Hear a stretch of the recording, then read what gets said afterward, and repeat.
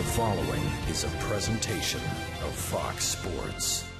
We are the Fox. We are the West. Men with extraordinary abilities walk among us. Some reveal their talents slowly, others become heroes overnight.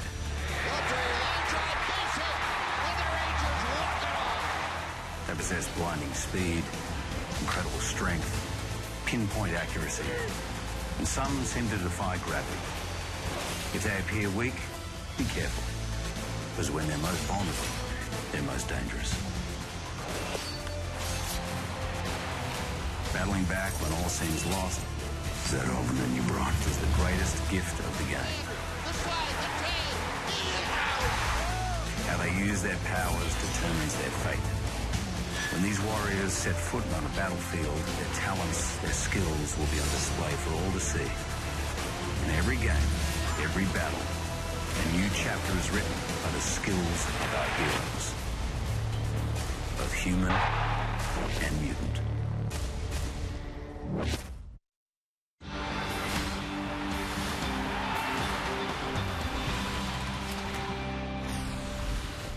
Well, it may be a hazy, lazy summer afternoon here at Rangers Ballpark, but the Rangers looking to turn up the heat once again as they finish off the series and the homestand, taking on the New York Yankees. And welcome in, everyone. Glad to have you on this Thursday afternoon of Ranger Baseball with Tom Grieve. I'm Steve Busby, and we're looking for the Rangers this afternoon to really try and cement things. They get Derek Holland going out to the mound. He has probably been their most consistent pitcher, Tom. He probably has, Buzz. You're right. Now, with the addition of the pitchers off the disabled list, the trade for Matt Garza, every day the Rangers send a solid starter out there, and certainly Derek is no exception to that. He had a tough loss to Baltimore, 3-1 in his last start, but he pitched 8 innings, 8 solid innings. You go back to June 27th at Yankee Stadium, he shut out the Yankees on 95 pitches. So you expect Derek Holland to pitch deep into the game and be strong today as well. Yeah, you'd like for a little deja vu all over again from Derek Holland against these New York Yankees. He'll have his hands full today, though. The Yankees trying to turn things around and salvage the final game of this series. Now, Mariano Rivera worked on his Western wear before the game this afternoon. Rangers honored him in his last tour through Rangers Ballpark in Arlington. Starting lineups to the first pitch coming up right after this on Fox Sports Southwest.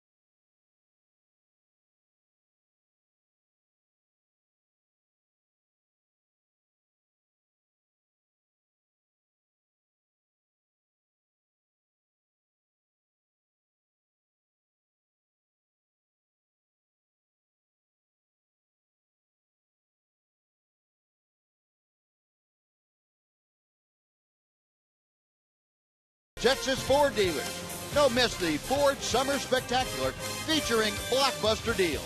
Now playing at your best in Texas Ford dealer. By AT&T UVerse TV. Check availability at 1-800-PIT-ATT. Rethink possible. By Progressive. Visit Progressive.com today. And by Red 2. Now in theaters everywhere. Now the Rangers in their red and white headed out to the field as Derek Holland looking to become the second 9-game winner on the Rangers staff. Yu Darvish already has reached that level. Holland trying to get a victory here this afternoon. It would be his third in the month of July. He has been pitching extremely well. And you go back to that start that we talked about against these Yankees last week of June. Since that day, I mean, he has really turned things around and been as consistent, I think, as we have seen him in any stretch of his career. Ron Washington and Jackie Moore looking on from the bench down there on a warm afternoon. Now the Geico quote from Derek Holland. They go out and do the same thing they've always done, and that's go right after them. Yeah, that's when you've shut them out on 2 hits the way Holland did, that's fairly easy to say. It's when you get your ears pinned back and you say, I'm going to go out there and do the same thing I always do. I like that. Now let's take a look at Joe Girardi's lineup. A little bit mixed up today. Ichiro Suzuki will lead things off. He's in right field. Brent Littlebridge moves up to the number 2 slot. The DH is Robinson Cano. Batting cleanup, playing left field. Vernon Wells, Eduardo Nunez is the shortstop. David Adams getting his first start. This being called up from AAA will bat 6th. Lyle Overbay at first, bat 7th. Milky Mesa is in center field.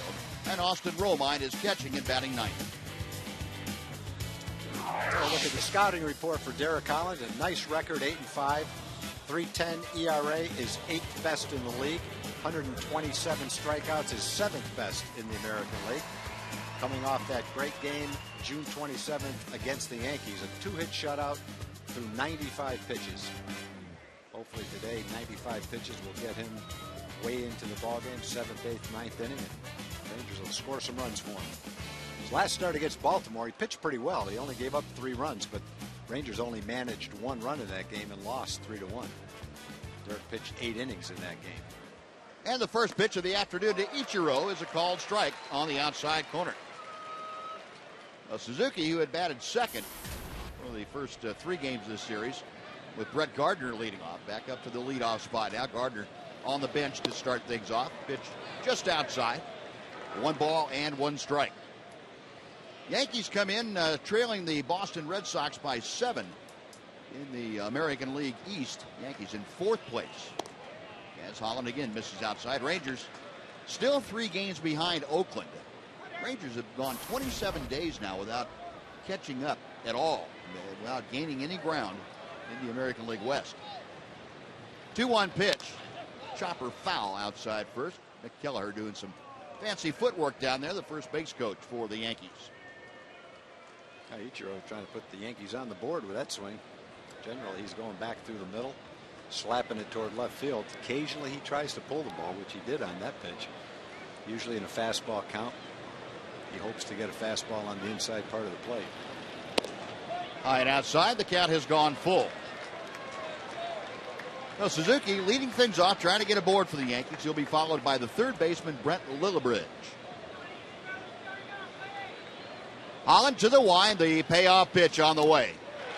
Fouled straight down, and AJ didn't have the ball. I'm not sure even that he hit the glove very solidly, but it popped out nonetheless. Just ticked off the edge of the glove and got the shin guard. So we will try it again. Derek Holland doing a little adjusting of the pant leg. Back up on top, reading the signs. And the left-hander again with a 3-2.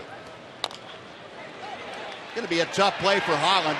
He will have no play as Suzuki, a little chopper 45 feet down the line, could not have walked down there and placed it in any better position for him or any tougher position for Derek Holland. Now that's vintage Ichiro right there.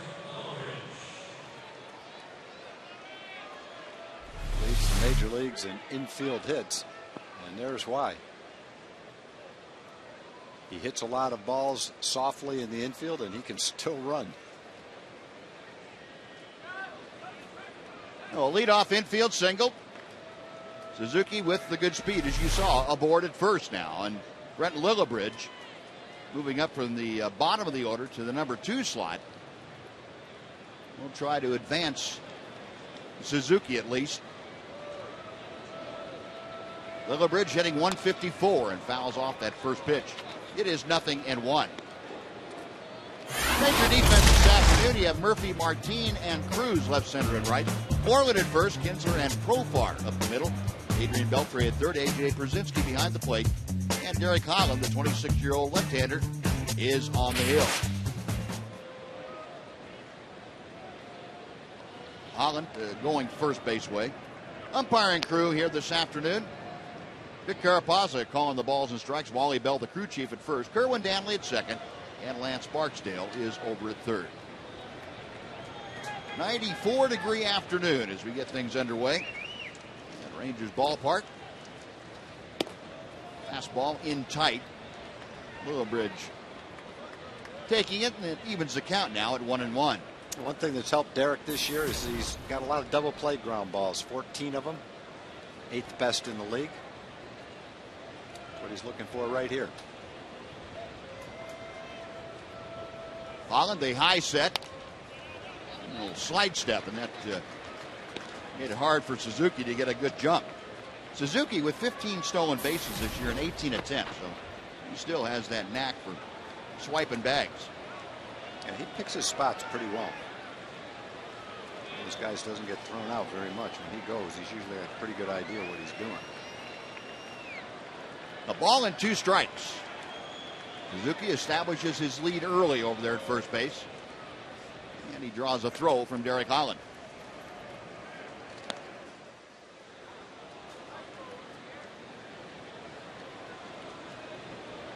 Lillibridge acquired earlier this season from the Chicago Cubs.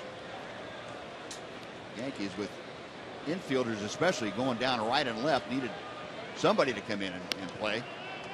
Got Lillibridge, and the young man they brought up, David Adams, just joining the fray. Ichiro did a little stutter step.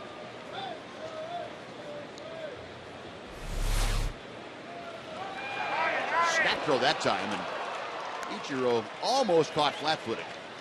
Derek has done a very good job over the years of perfecting his moves, the different moves.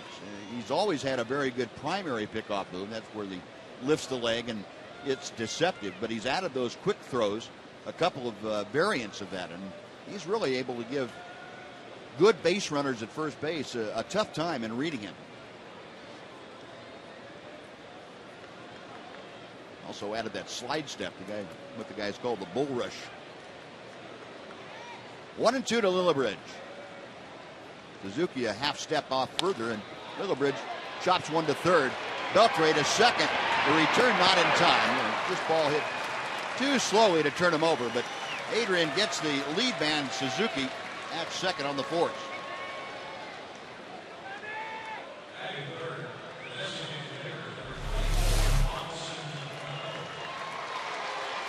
Like a hanging breaking ball that Lillibridge got on top of. A long throw to second base, and the slowly hit ball made it pretty much impossible to get Lillibridge. So Lillibridge, who runs well, but not as well as Suzuki, trades places with Ichiro. And it brings up Robinson Cano. He's handling the DH chores this afternoon. Cano, 7 out of 22 in his career against Derek Holland. And Derek tied him up with that good sinking fastball. It's 0-1. Cano, a home run, 5 RBI in those 22 at-bats. Well, the way the game turned out last night, a low-scoring game, probably the biggest at-bat for Matt Garza was in the first inning with 2 men on to Cano. First 2 guys had singled. Garza made a couple of great pitches and struck Cano out. Pretty much turned it around from there. Pulled foul. That off-speed delivery, staying up in the zone also. Cano in this series hasn't had a lot of success, but the pitches he has really hammered and had success on have been pitches up. Fastballs up, and on guys that tried to get the ball in on him didn't quite get it there. And he is very quick inside. And Derek Holland trying to throw with an off-speed pitch. That last one needs to get that pitch down. 0-2. Littlebridge the lead at first. There it is. Is that what you're looking for? That's kind of what we're looking for right there. Cano might have missed his opportunity in that bat on the pitch before that, and then Derek made the pitch he was trying to make right there. Cano offered at it and had no chance. That's where he wants to keep that slider. A big strikeout for Holland. That is out number 2, and it brings up Vernon Wells.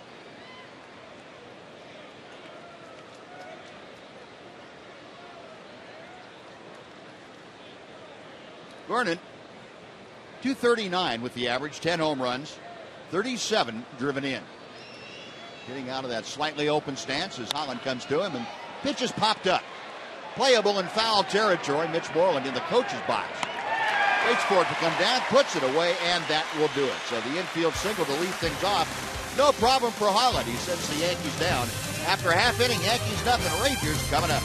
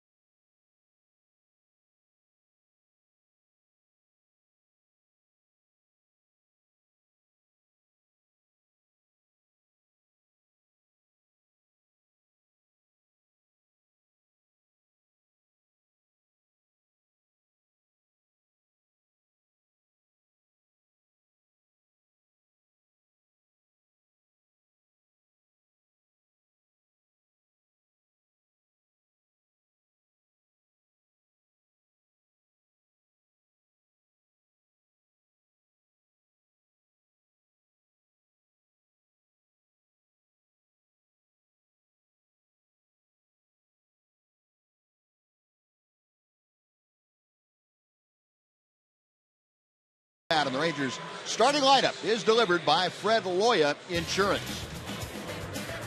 Ian Kinsler getting ready to lead things off. He'll be followed by the DH today, and that's Elvis Andrews. Nelson Cruz bats third. Adrian Beltre, the third baseman, is the cleanup man. A.J. Pierzynski hits fifth. Mitch Moreland is the first baseman. Jurickson Profar, the start at short, he's batting seventh. David Murphy is in left field. And the number 9 hitter is the center fielder, Leonis Martin.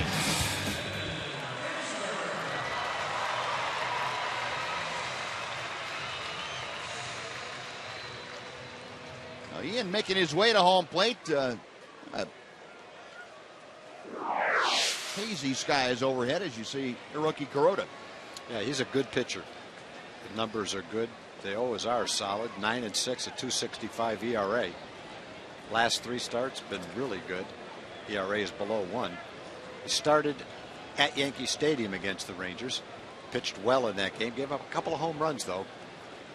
2 earned runs, 6 2/3.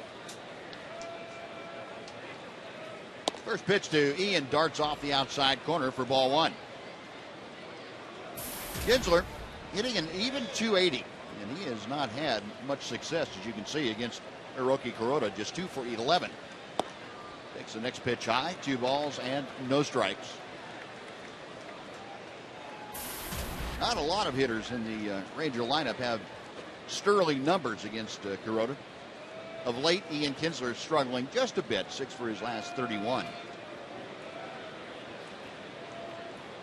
2-0 pitch coming from the right-hander. Pulled foul down the left side. That will be back about 6 rows out of play, and the count moves to 2-1.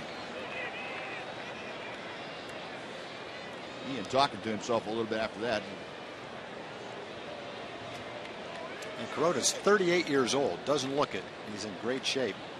Pitched 11 years in Japan. He's pitched 6 years now in the States.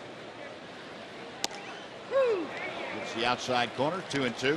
He's actually pitched better here than he did in Japan. His ERA is better in the 6 years he's been in Texas. It had been in the States. And that's been in his late 30s. So he's one of those pitchers that's probably as good or maybe a little better. When Ian lashes that one foul down the left side. Last year he threw 220 innings for the Yankees, went 16-11.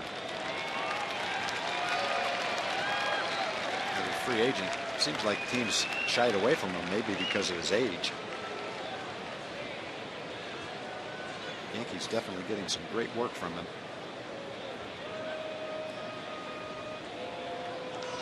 Kuroda a long look in, and he has the sign he wants. Again, the 2-2 pitch.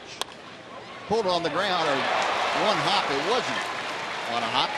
It was picked out of the air by Brent Lillibridge. He was going to have to play that on a short hop, and he didn't. Got it right off the dirt top. Well, Kinsler lines out for the first way.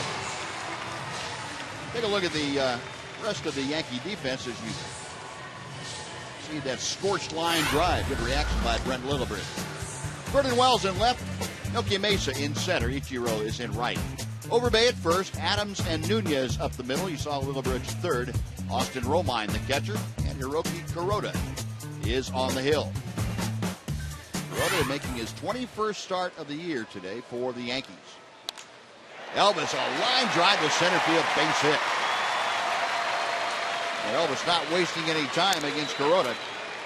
He saw something he liked and just lined it right through the middle for the first base hit of the afternoon.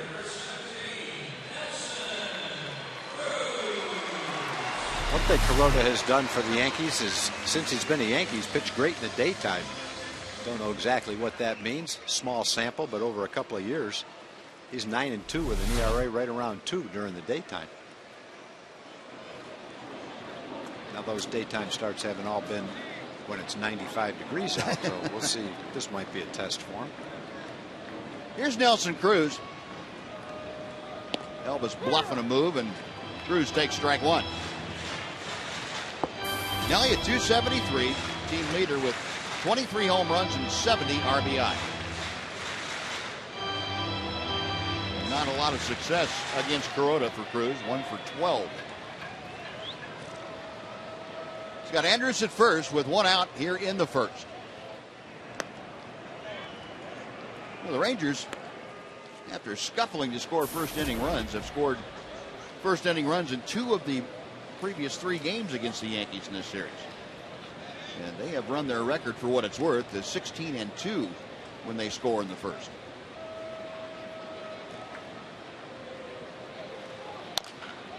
Chopper right at second base. Adams has it, steps on the bag, and doubles up Nelson Cruz. So the 4-3 double play ends the Ranger first. No runs a hit, nobody left. We're going to the second. No score on Fox Sports Southwest.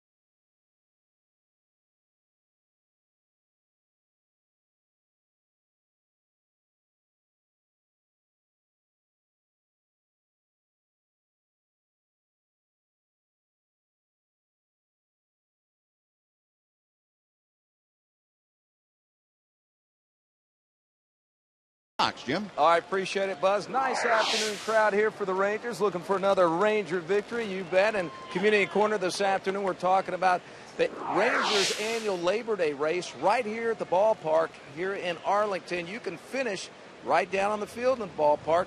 To find out more about the annual Rangers Labor Day race, log on to TexasRangers.com/race. Buzz? All right, Jim, thank you. Eduardo Nunez takes a strike to start off the second inning against Derek Holland.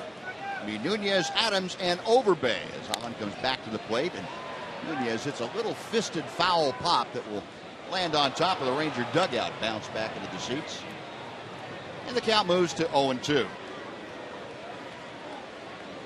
Nunez at .235 with the average, no home runs, 9 driven in. He does have a home run in his career against Derek Holland. Got him on the fists again. That pitch fouled back to the right. And Derek staying steadily inside on Nunez, and Eduardo only able to foul the pitch off, not get the good part of the bat on it. Another 0-2 pitch coming. And this one popped foul behind home plate.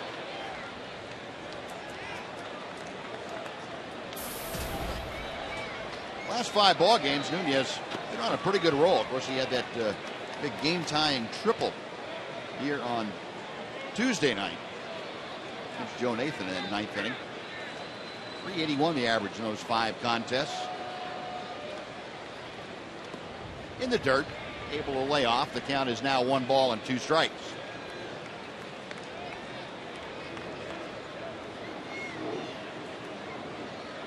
Nunez spent quite a bit of time on the disabled list, along with everybody else, it seems like, in a Yankee uniform. He had come back last week. The Yankees were happy to have somebody with a little bit of experience. Beltre, high throw, and he can't get it. Adrian looked like he had trouble with his footwork after he came up with it, and Nunez will be aboard. We'll see how that's scored. I would think it's probably going to be a base hit. Going to be an error. They're going to charge Adrian with an error. His second in as many games. Yeah, I think every time you see Adrian come up with the ball and plenty of time to throw, you just assume that that's going to be an out.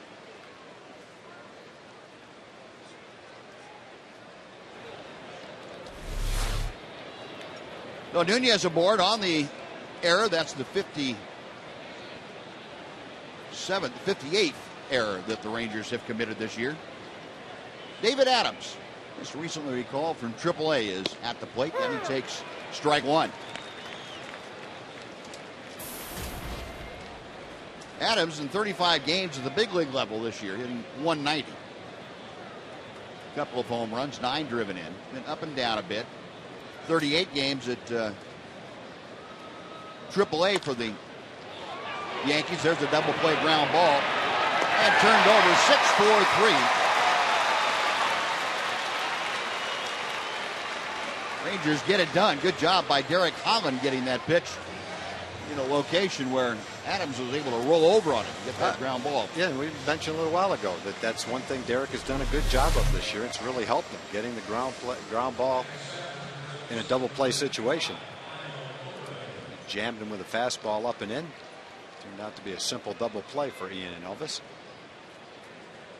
Hot day like this, keep your pitch count down. That's a great way to do it. Eduardo Nunez not taking any chances. He got down. He was 25 feet from the bag at second base. Sure did. No, base is empty now. 2 away. Here's Lyle Overbay, left-handed hitting first baseman.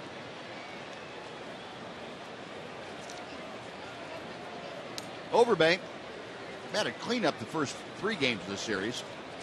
He's down there in the number 7 slot with the left-hander Holland, and Derek nails down the outside corner. It's strike 1.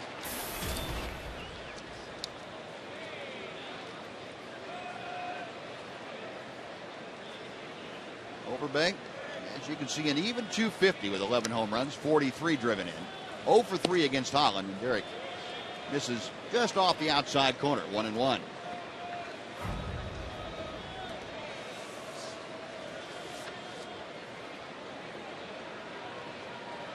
Back to the plate. And a chopper on 2 big hops. Ian playing the easy one and fires on to first. That'll do it. No runs, no hits, an error, and nobody left thanks to the double play. 1.5 innings in the books. No score, Rangers and Yankees.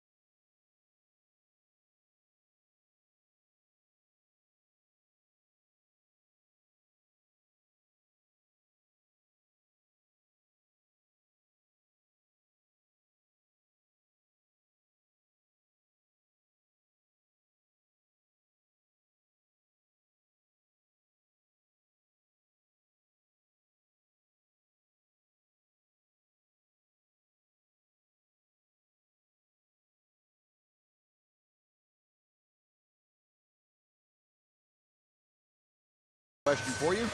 Which of these career records will be the first to be broken? And will it be Cal Ripken's consecutive game streak, 26-32, or Mariano Rivera's 640 saves? Obviously, that's going to change a little bit as he gets more this year. Pete Rose with 4,256 hits, or Nolan Ryan, 5,714 strikeouts. Use the hashtag and go with the first names of the folks we talked about, and let us know which one, in your opinion, will be the first record to be broken, if any. So that last category of hashtag FS none. Adrian Beltre swinging and lofts a towering fly ball to right field. It's playable for Ichiro. That is out number one.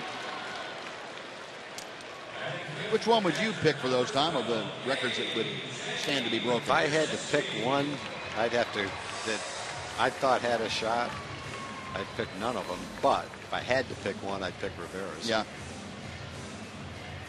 Yeah, I'm with you. I don't personally, I don't think any of those records are going to be broken, but been more guys around that area over the years. Derek Jeter, if he didn't get hurt and played 4 or 5 more years, might have been knocking on the door for Pete Rose's record.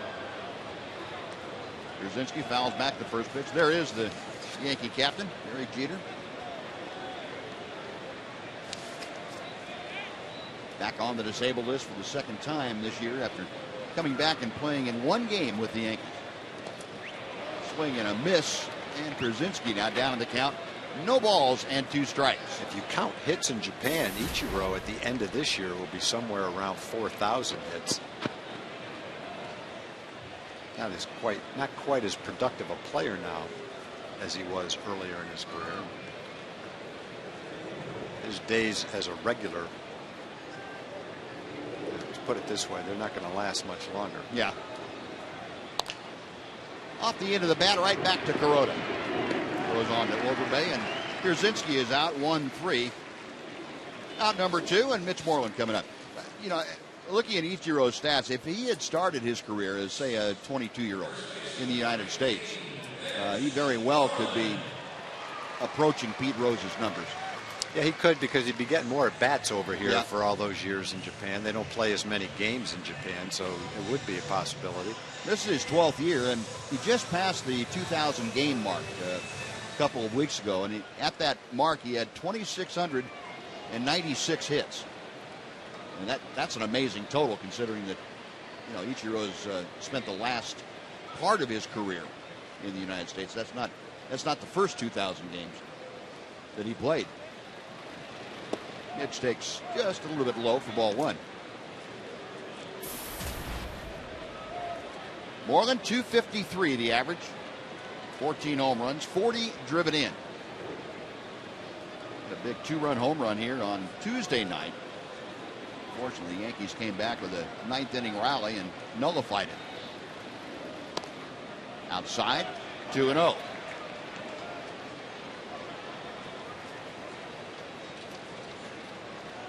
Saw the numbers for Moreland against Kuroda, 0 for 7. He does have an RBI. And ball 3 sails high and away. Well, Mitch trying to get aboard. 2 outs here in the second inning. Jurickson and Profar, the Rangers shortstop today, waiting in the on-deck circle.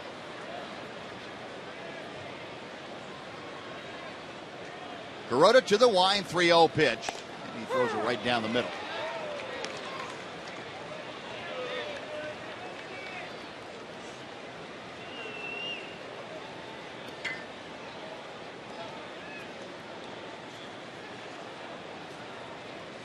The 3-1 is coming.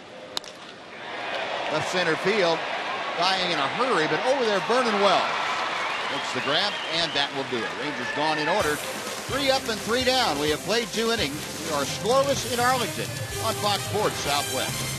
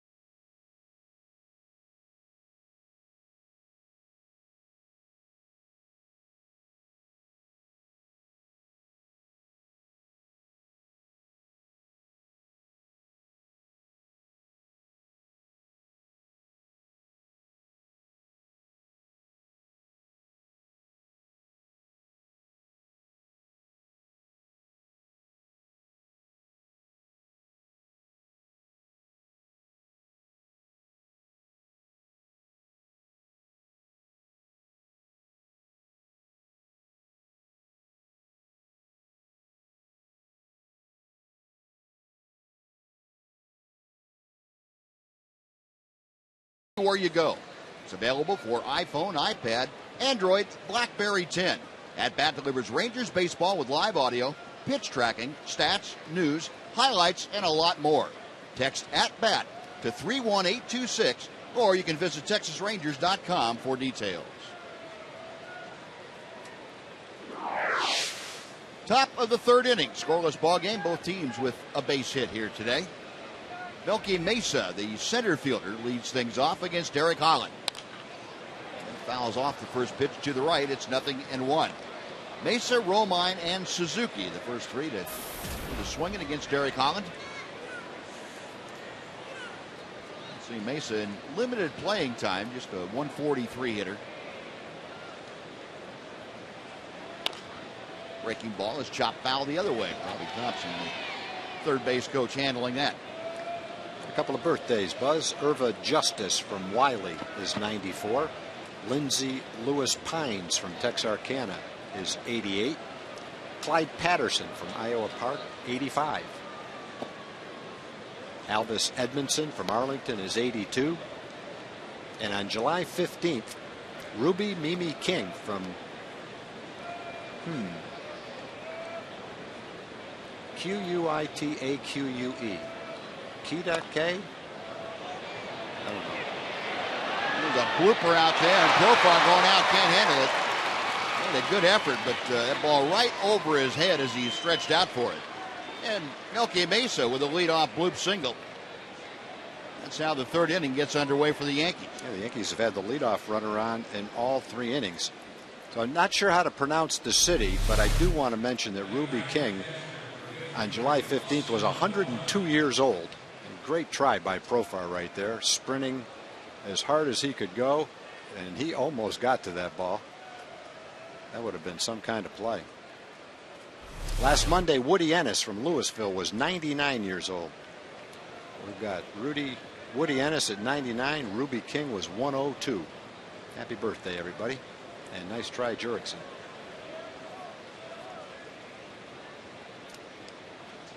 So Mesa aboard. Austin Romine, the catcher, at the plate now. Right-handed hitter against Derek Holland. And Holland will check Mesa. Mesa with pretty good speed. And he's got him picked up. That's one way to check him. And Profar racing back, tags him. And the pickoff goes 1-3-6. I would say Holland checked him. Well, Melky might have some good speed, but he was a little over anxious right there. Hadn't seen that move from Derek Holland. Although he'd seen the move from the dugout, he should have watched all the pickoff throws that Suzuki saw. I'm not sure he was going on that play. No, I don't think so. He just taking his secondary lead. Well, leadoff batter got on in the second inning on an error, raced by a double play. Little blooper, he's erased by a pickoff play. Tried to take his secondary lead on Holland's primary move. That's one of those one, Buzz, I've heard you talk about that. If you can throw it while he is shuffling off the bag, yeah, you know, I mean, he's not stopped. You right. can't get back if you're going the other way. Yeah, it's real tough if you have 1 foot out off the ground. We don't have good foot. Boy, it's tough for a guy to make a quick move back. Romine, a drive to center. Backing up, Leonis Martin handles that. That is out number 2. And, you know, left-handers have the advantage of being able to stand there and watch what the runner's doing. And that's why you see a lot of runners establish their leads a little bit earlier against a left-hander so that the left-hander doesn't have the advantage of seeing when he picks that foot up or not. And that move you're talking about that Derek's developing, that snap throw to first, that keeps you from getting too far off the bag before he goes into his stretch. So base is empty, 2 away now, and here's Ichiro for the second time. Suzuki, a little tapper down the first baseline that went for a base hit in the first inning. Holland's pitch on the outside corner for strike 1. Suzuki now hitting at .278 for the year.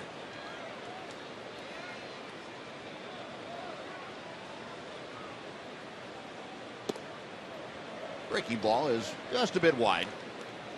1-1.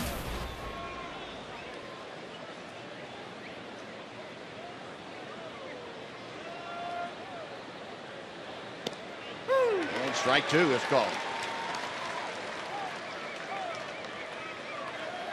Vic Carapazza, pretty good, generous outside corner today. You get an extra width of the ball or so out there occasionally. It's a little bit high. 2-2. See those pitches, 1 and 3 were both called strikes. And someone else is victim of the Murphy zone.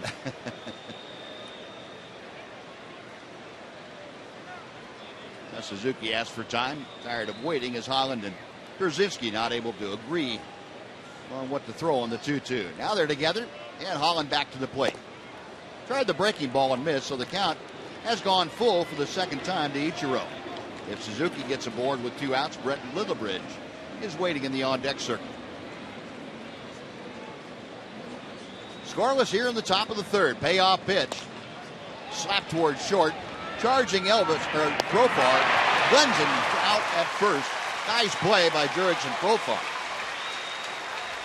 So the side retired, no runs a hit, nobody left after 2.5. Rangers nothing, Yankees nothing on Fox Sports Southwest.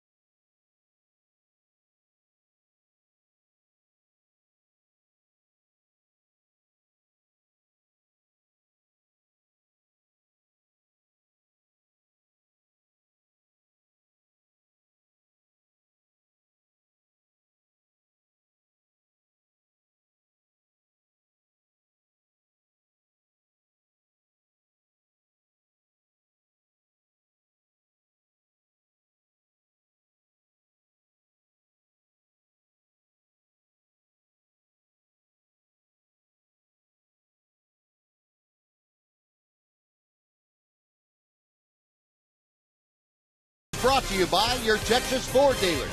Don't miss the Ford Summer Spectacular featuring blockbuster deals. Now playing at your best in Texas Ford dealer. And by Jack in the Box. Now's your chance to go big with Jack's Big Stack Burger. Now we move to the bottom of inning number 3. Jurickson Profar, Rangers shortstop, will start things off against Haruki Kuroda. And the strike is dealt to the outside corner. Profar, 238 with the average. 3 home runs, 11 driven in. Profar's numbers much better as a left-handed hitter this year. The switch hitter swinging on that pitch and didn't make contact. It is 0-2. Profar is a right-handed hitter hitting 176. Left-handed, 271. You see the last 14 games, regardless of the side of the plate, he has had a bit of a problem. Kuroda winds the 0-2 pitch. We'll try it again.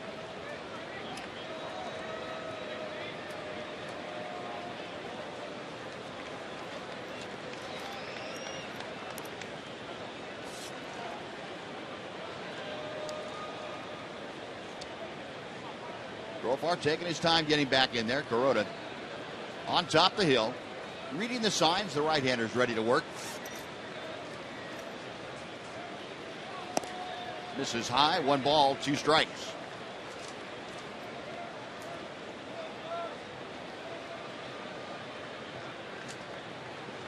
It's the first time that Profar has faced Kuroda. He wasn't in the lineup against him in New York. And the count evens now at 2 balls and 2 strikes. Kuroda has excellent control. He's walked 1 or less in 26 of his last 38 starts. Won't beat himself. Occasionally can be prone to the home run ball. The Rangers hit 2 home runs against him in Yankee Stadium. In the 6 years he's been in the States, post-career Japan, he's never had an ERA above 3.8. He's been very consistent. 2-2 pitch hit up the middle, a base hit for Profar. A good job of hitting, got on top of that high fastball, and Profar aboard to start off the Ranger 3rd inning. And let's take time for a Mazda game break. Here's Rick Renner. Rick.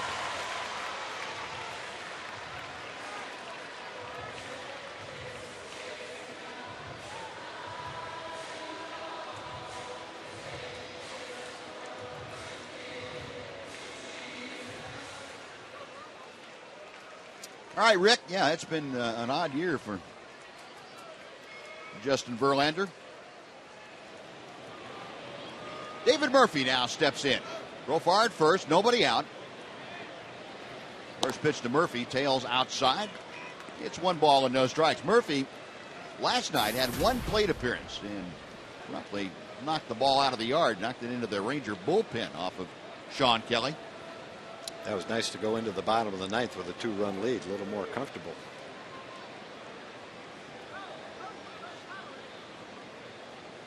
Kuroda, after a long hold, the 1-0 pitch is top foul down the first base line. It's a ball and a strike. Yeah, those insurance runs late in the game like that, boy, it just changes the whole mentality of both teams. Takes pressure off your bullpen a little bit. Takes more pressure, puts more pressure on your offense to get somebody on before you do anything. One swing of the bat, all of a sudden can't tie the game. Murphy in his last 6 ball games is starting to turn things around pretty well. That pitch off the outside corner. It's now 2-1.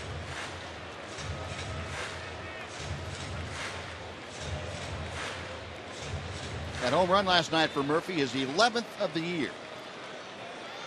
Driven in 33.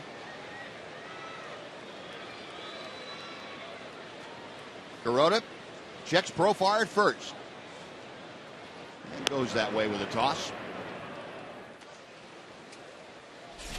And here is David Murphy in last night's ball game. Sean Kelly in 8th inning. 425 feet later, that ball came down with some re-entry burns on it. Up there now with a 2-1 count against Kuroda.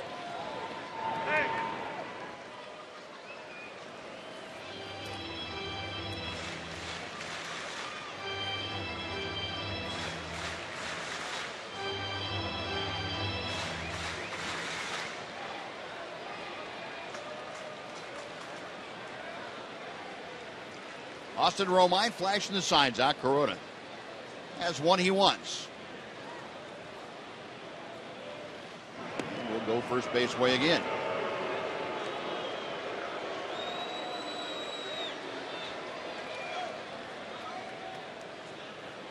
Kuroda spent the first 4 years of his major league career, of course, with the Los Angeles Dodgers.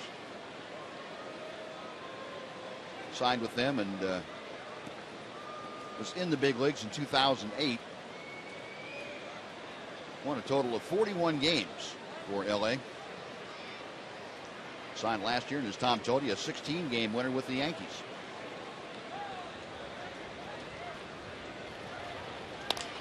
Murphy hits it hard, but slices it out of play down the left side.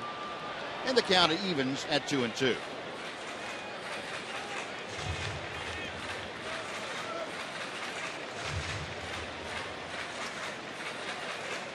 Profar led off the 3rd inning with a solid base hit to center field. He's over there, and Murphy at the plate with a count of 2 balls and 2 strikes waiting.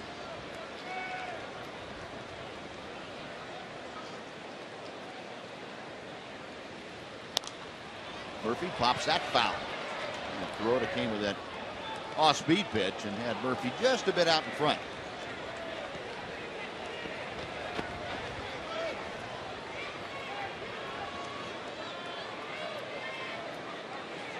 Kuroda's out pitch, particularly the left-handers, that split-fingered fastball, and throw that about a third of the time. Fairly simple repertoire. Fastball, splitter, slider, and an occasional changeup. Murphy rolls a ground ball to second. The second for one. The return is not in time. Murphy able to leg out the return from Eduardo Nunez. Yeah, when Kuroda's got it going, he's tough to get a good pitch to hit against. He mixes up his speed so well, all the pitches you talked about, Buzz. He generally keeps it out of an area where you're comfortable hitting the ball. An off-speed pitch, down and away. 2 strikes, tough to lay off of it, tough to predict how much it's going to move. And once you swing at it, it's tough to do much more than that with it.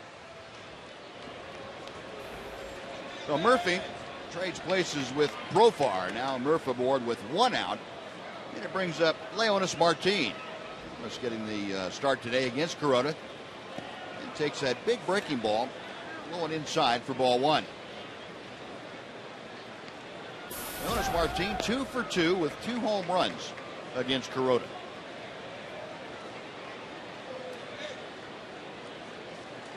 Both those in the Bronx, and the Rangers were there at the end of June.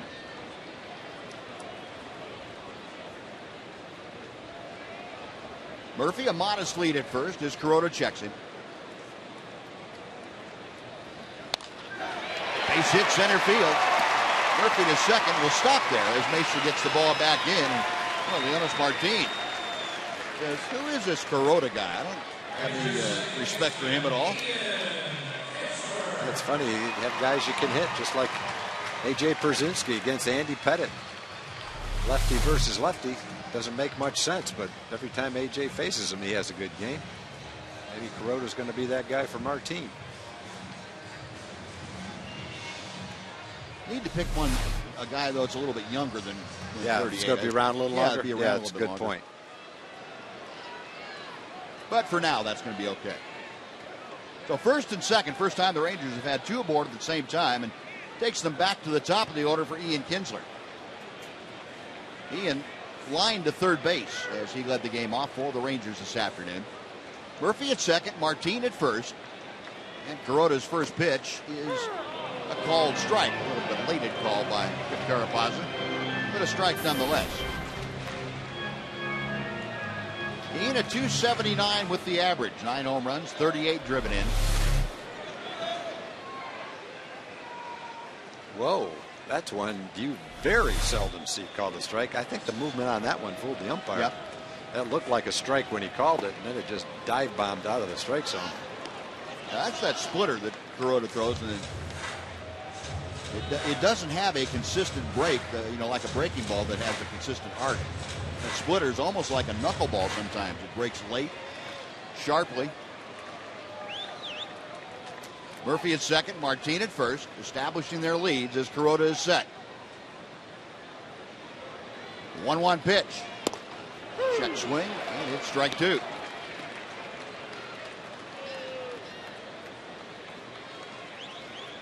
Kuroda, like a lot of good pitchers, has the ability to get tougher with men on base.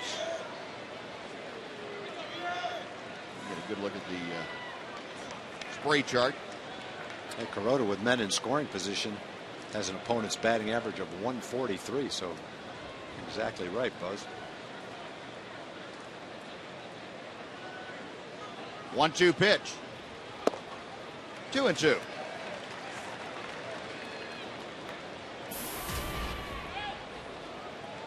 Ian, the best of the Rangers as far as runners in scoring position, 344 for the season, a couple of home runs. He's driven in 30 of his 38 runs in those situations. Got Murphy and Martin just itching to take off and run for a while. And instead, Kuroda drops the anchor on this inning, slowing it down. Might be feeling the heat out there. Could be. It is a warm, muggy afternoon. Fortunately, the cloud cover is keeping it a little more bearable, but there's not much of a breeze here at Rangers Ballpark, and that can be on a warm summer afternoon. That can be a little bit tough. Not much of a breeze. Fans trying to make their own breeze.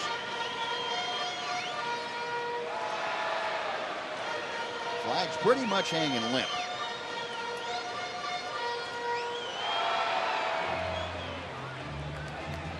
Two and two, the count to Kinsler. Rangers trying to get something going here in the third inning. Scoreless ball game. Kuroda now ready. Outside, Ian able to check his swing. The count has gone full. Trying to make him chase. Got ahead in the count. Ian's not having any part of it. Ian's a tough guy to make Chase a bad pitch when he's behind in the count. But Kinsler trying to make this a real big inning. He's got Elvis Andrus following him in the order. Kuroda set, a check of Murphy at second. Payoff pitch. There's that splitter again, and being able to just get a piece of it to stay alive. It's tough to lay off. It probably wasn't a strike, but you had no idea it's going to drop like that. And that same pitch almost was called a strike earlier in the count anyway. Yep. Well, it kind of forces you to be aggressive and swing at it. Slightly lower than the pitch we were talking about. Almost the exact same pitch.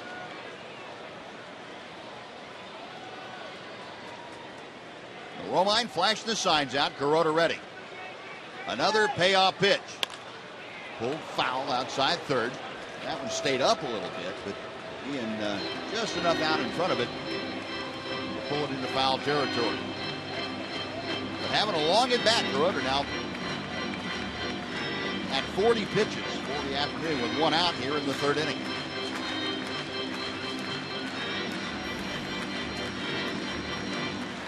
.21 pitches this inning for the Yankee right-hander.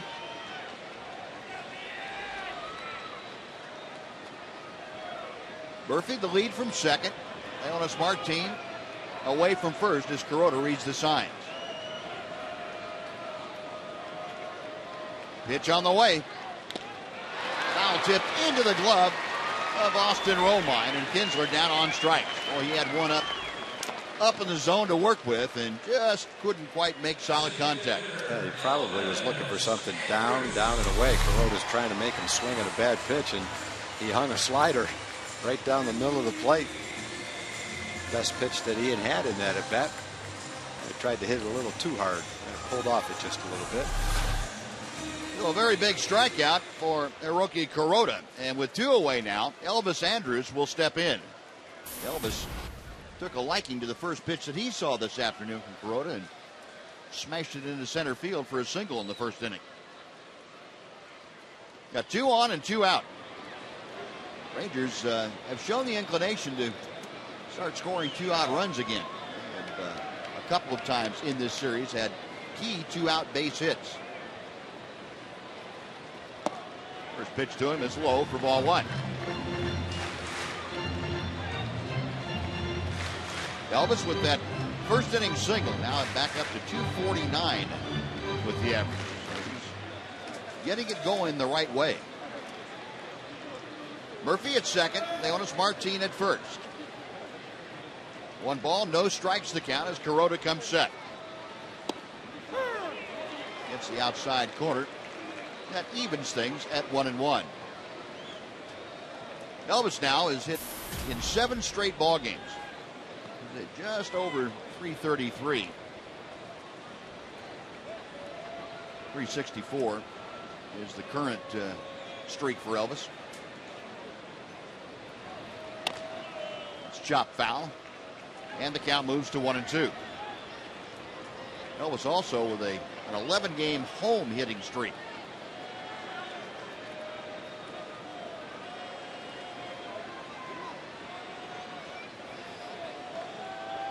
Kuroda taking a lot of time between pitches.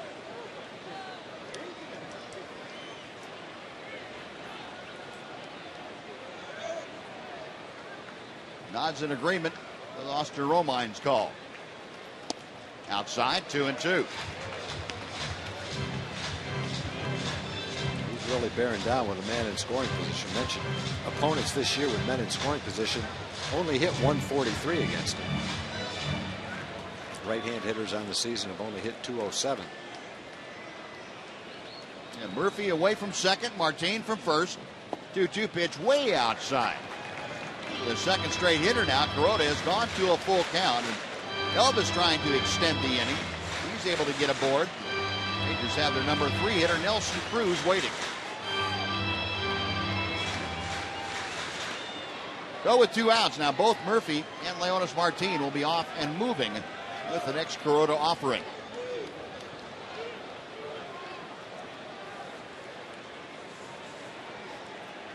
Long look in by Kuroda. Now he's going to back off.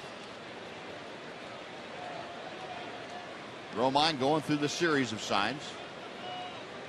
And Kuroda set. Runners on the move, payoff pitch. Chopped right back to Corona, who goes up the ladder and comes down with it. Nice play by the Yankee right-hander. Side retired, no runs, 2 hits and 2 left. We have finished 3 innings. In Arlington, no score, Yankees and Rangers.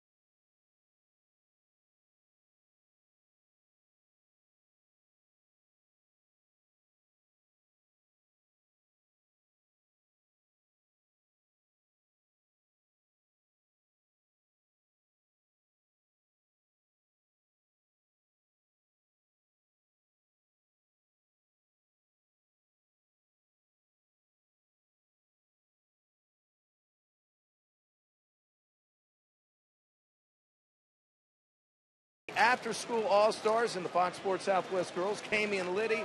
Here we are with the All-Stars. You guys having a good time, I'm sure. Yes.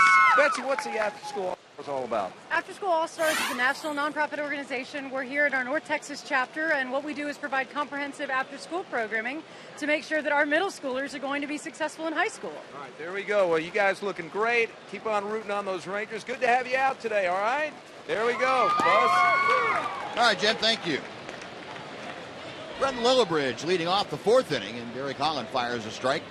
It'll be Lillibridge, Cano, and Wells, the first 3 to do the swinging against Derek Holland. Scoreless ball game. Rangers with 3 hits, the Yankees with 2. And a little cue shot that into foul territory goes Mitch Moreland to make the catch. And Mitch had to get it. Normally you don't have to get a great jump on a pop-up to catch it. Mitch had to get a great jump on that.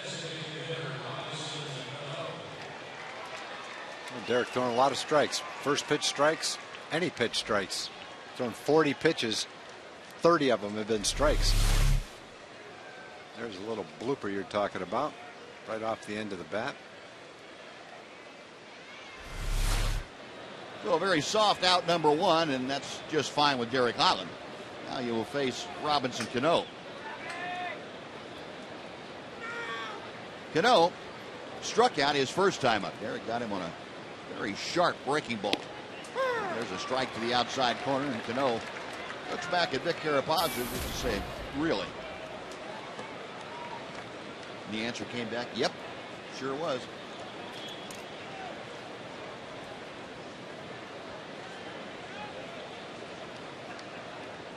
Holland to the wind, the 0-1 pitch. Out of play.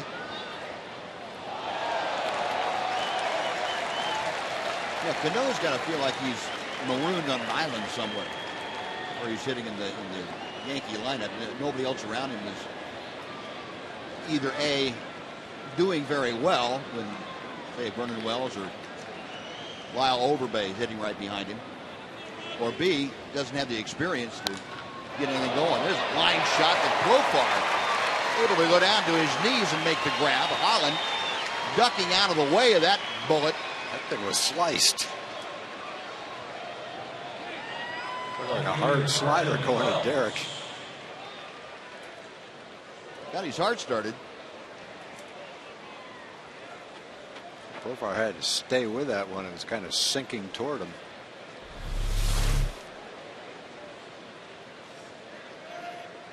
You know, Holland almost got leather on that. I'm just glad he got his body out of the way of it. Better leather than some forehead. That was about the right height. So 2 gone. Here is Vernon Wells. And he takes strike 1. Vernon fouled out his first time up. Last night in the game, Matt Garza had a great percentage of balls and strikes. A line drive to left. David Murphy to his left. He's getting better and better. That he is. A 7-pitch inning for Derek Holland. He sends the Yankees out in order. We finished 3.5. No score. Rangers and Yankees on Fox Sports Southwest.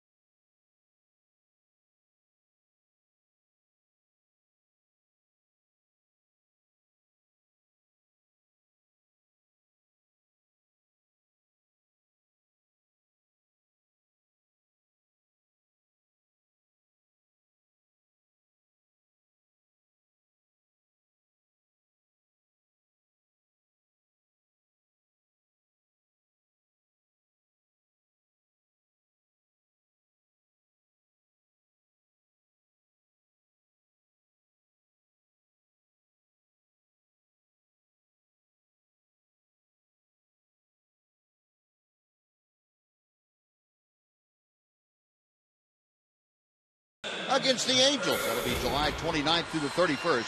The series will feature a Reliant tote bag and a Noah and Ryan Beef $1 hot dog night.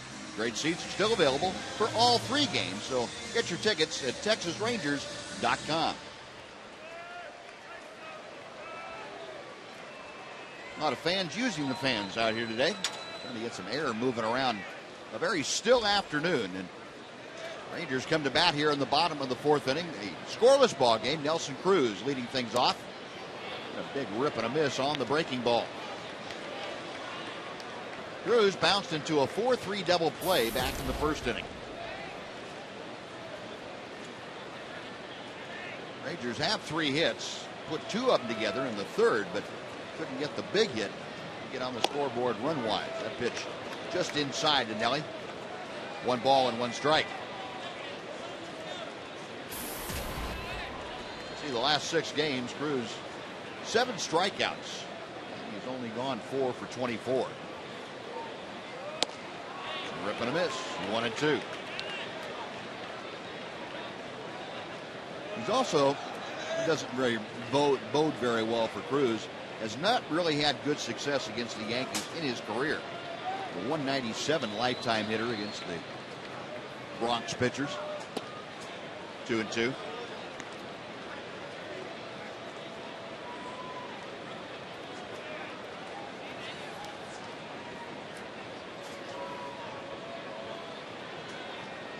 Kuroda, and again a long look down to the wind goes the right-hander. And Cruz down swinging. Strikeout number 2 for Kuroda. 1 away, and Adrian Beltre coming up.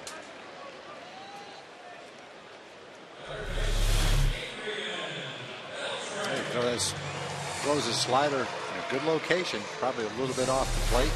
Got an Elliott offer at it.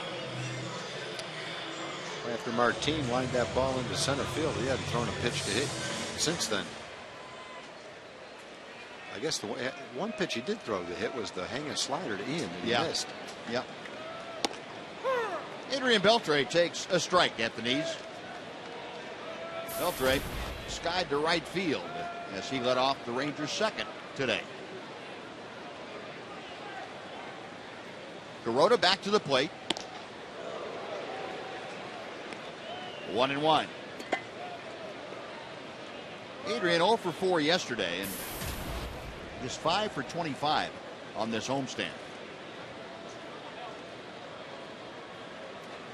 Interesting statistic about the strikeouts. You saw 17 consecutive games now. Adrian Beltre has gone without a strikeout. That's pretty unusual for a middle of the order hitter, boy. Sure is. 75 consecutive at bats or plate appearances. Hits this one hard. Littlebrich, though, to the line has it. Straightens up, throws him out. 2 gone. Nice play by Littlebrich. Showed a lot of athleticism there. Good quickness and a strong arm across the infield. Fans, we invite you to tune in each Saturday morning at 10 o'clock right here on Fox Sports Southwest for Chevy Hometown Kids. It's not about the score, it's about the experience. So 2 outs. A.J. Pierzynski up there with the bases empty. Off speed, low and inside for ball 1.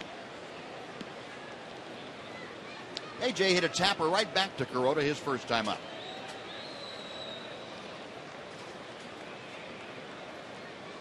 Pierzynski, of course, that big night last night, 2 for 4. A home run, a couple of runs driven in that Ranger 3-1 win. Out of play to the left side. And the count evens and a ball and a strike.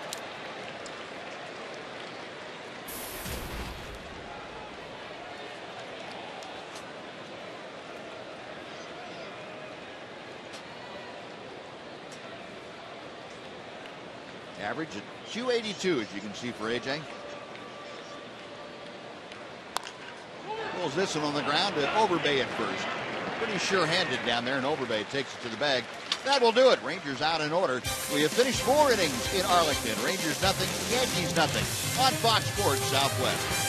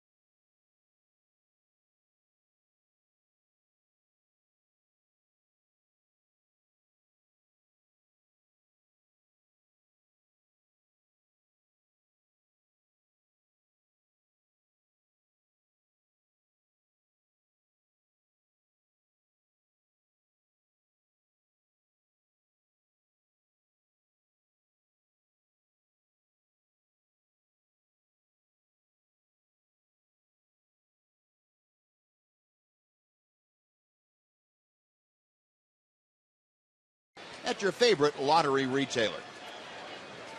Now we head to the top of the 5th inning. Joining us, as always, in our Fox Sports Southwest broadcast, Mark McLemore, the co-host of Rangers Live before and after every Rangers ball game. Mac, I guess not unexpected, pretty good pitcher's duel has broken out here. Very good pitcher's duel. There hadn't been a whole lot of offense, going on today, and neither pitcher's giving in. None of them are in the middle of the plate. They're throwing quality strikes, keeping guys off balance. So it's been pretty good so far. Yeah, both guys that have come into play here today in Holland and Kuroda that had been pitching well for the better part of a month, and they're just continuing what they've been doing. And plus, they're playing against each other, whose teams are not scoring prolifically right now, to say the least. Yeah, so I guess we kind of probably could have predicted a little bit of this, but then I guess if we had done that, it'd probably be 7-6 right about now. It would have been, yeah. It would have been.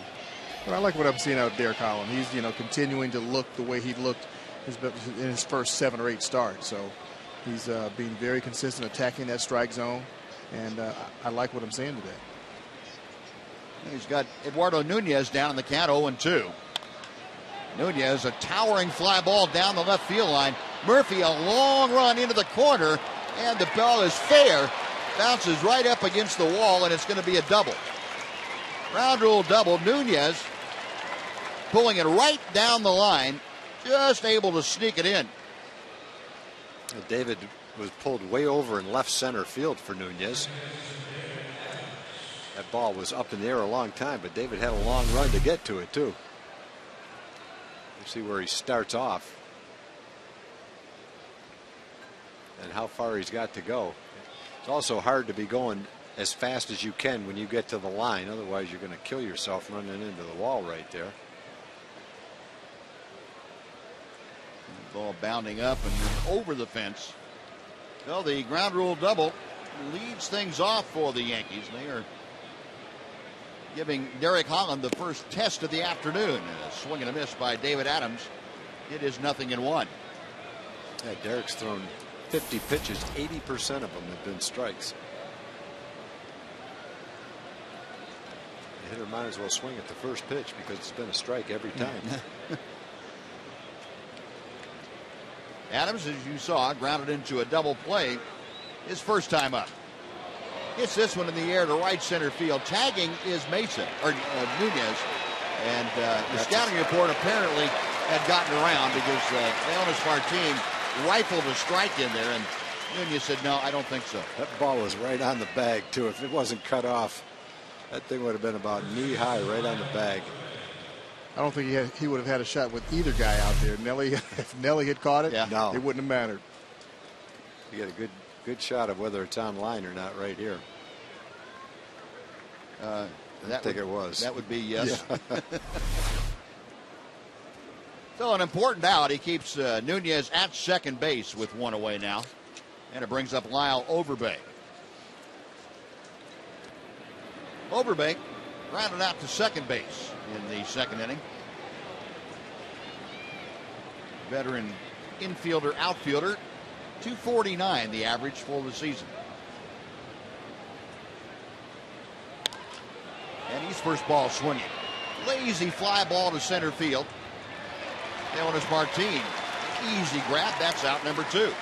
Derek Holland making a couple of good pitches to both Adams and Overbay. Gets 2 critical outs. Now Melky Mesa will come up.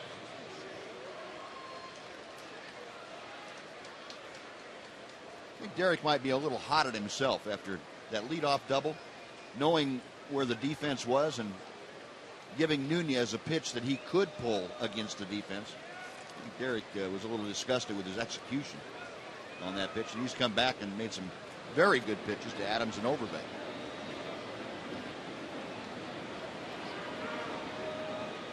Mesa had a base hit to left field his first time, and he fouls one off to the right. It is 0-1. Well, they are going up there swinging at the first pitch. It's been a strike. 53 pitches, 43 strikes. Might be the best ratio we've seen from any pitcher all year. Better than 4 in our to 1 games anyway. You don't get ratios that good on a video game. 0-1 pitch. Got him on the fist. Mesa fouls it straight back. 0-2.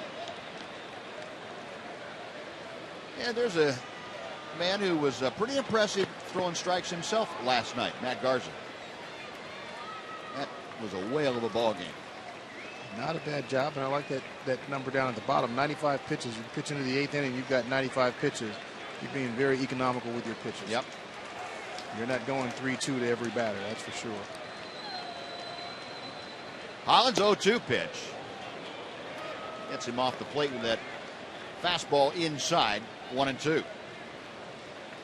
You got the impression last night that Matt Garza had a real good idea of what he wanted to do and was able to execute almost every pitch. And that's the way he normally is. You know, most of his outings, that he has a really good idea of exactly what he wants to do when he goes out, and it's whether or not he executes that plan or not. Popped him up. Going out is Profar. Coming on David Murphy. David Murphy calling off Profar. The left fielder takes care of it. Good job by Derek Holland working around that leadoff double. No runs, a hit, and one man left. Halfway through the ball game. Rangers nothing, Yankees nothing.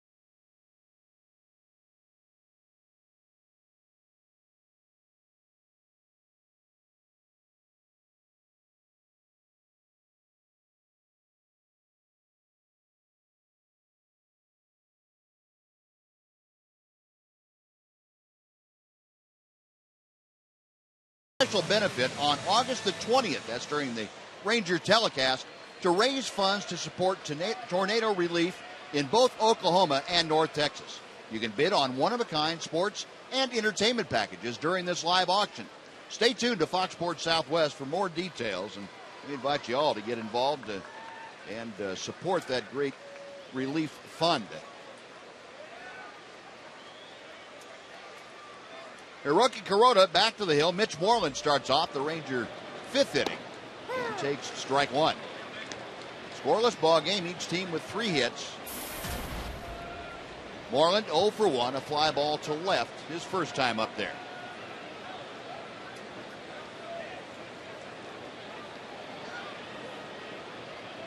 Kuroda's 0-1 pitch.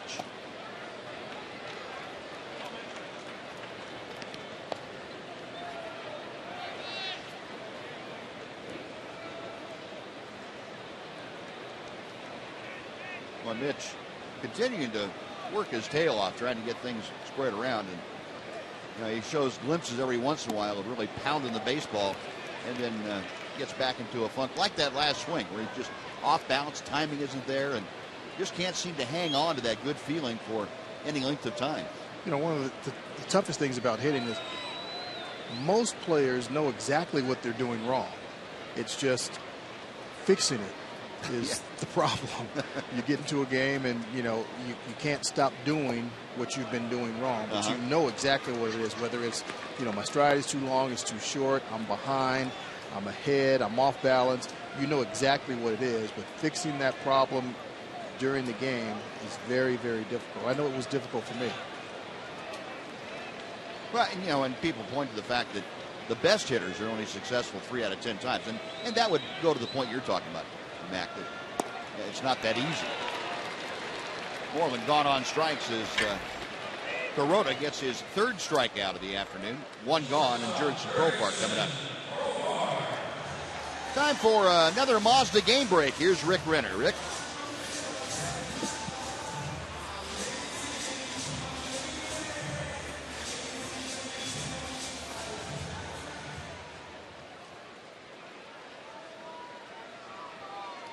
All right, Rick, thank you.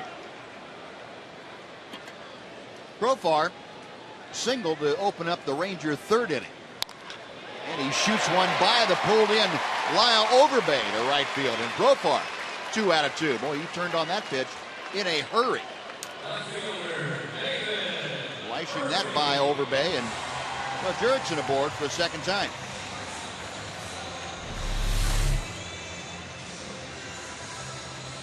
Pitch on the inside. Well, it's not actually not on the inside part of the plate, right in the middle of the plate. Good pitch to hit. That's why he hit it so hard. Well, the 4th hit of the afternoon. Profar has half of those hits.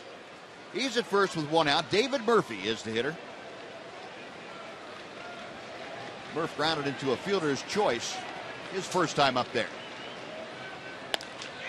And first ball swinging, skies to left field. Backpedaling a few steps. Vernon Wells makes the grab, and he will fire back into second. Profar remains at first. He's there with 2 outs now for Leonis Martin.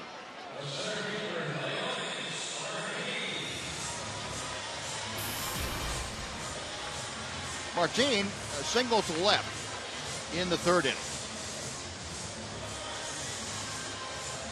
You mentioned Leonis, perfect in his career, now 3 for 3 against Kuroda. 2 home runs and a single, and might as well go ahead and make it 4 for 4 as long as you're here.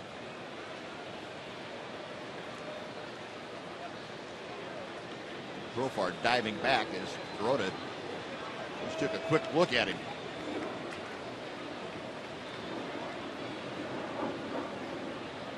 .278 the average for Martin.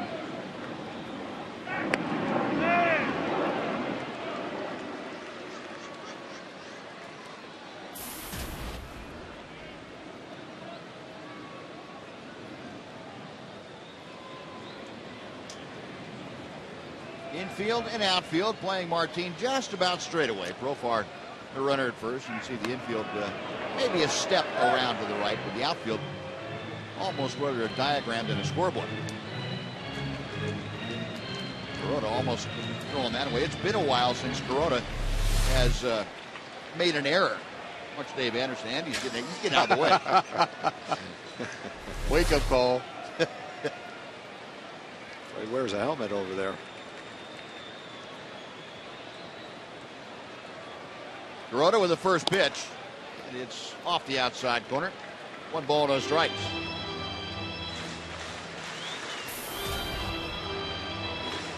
Martin, .333 is average at home this year.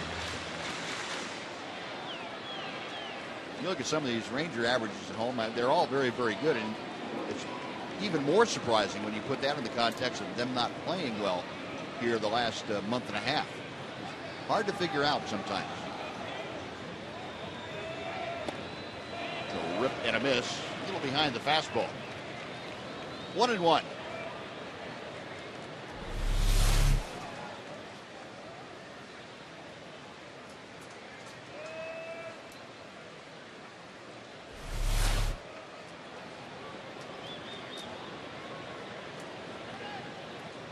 Profar, a pretty good lead at first. Kuroda checks him as he comes set. It's just off the outside corner. 2-1. Kuroda staring in as though he thought that should have been a strike.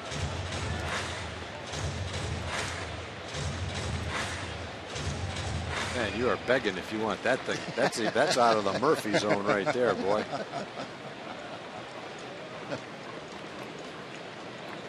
Nothing wrong with a little begging from time to time. I've seen a few pitchers do that from time to time. Here we go. That's out of play to the left. The count evens at 2-2. Oh, and hitters never beg, right? Never. We don't beg for anything. We just complain when they're called strikes. Okay. I see how it is. I can tell I'm not going to win this argument. Not with two of you. 2-1. No, we got you today. Sorry. No. No, I'd like to see that pitcher out there on the mound not get a call go his way and he just stop and look at the umpire for a second. I'm like, yeah, keep looking at him. Yes. I know I'm getting the next call. Kuroda's 2-2 pitch. And low and inside, so the count has gone full. And with 2 outs now, Profar will be off and moving with the next pitch. Take a look at the AT&T U-verse reverse replay. This was in June at Yankee Stadium. Leonis Martin, a pair of home runs against Hiroki Kuroda in that ballgame. Leonis is singled and is only at bat today, and he has a full count now. Profar on the move, the pitch hit in the air to shallow center field. Going out is the second baseman Adams. On comes Mason, and juggling the ball a little bit, able to hang on, and that's going to do it. Other side retired. Matt, thanks for joining us. We will see you right after the ballgame on Rangers Live. No score.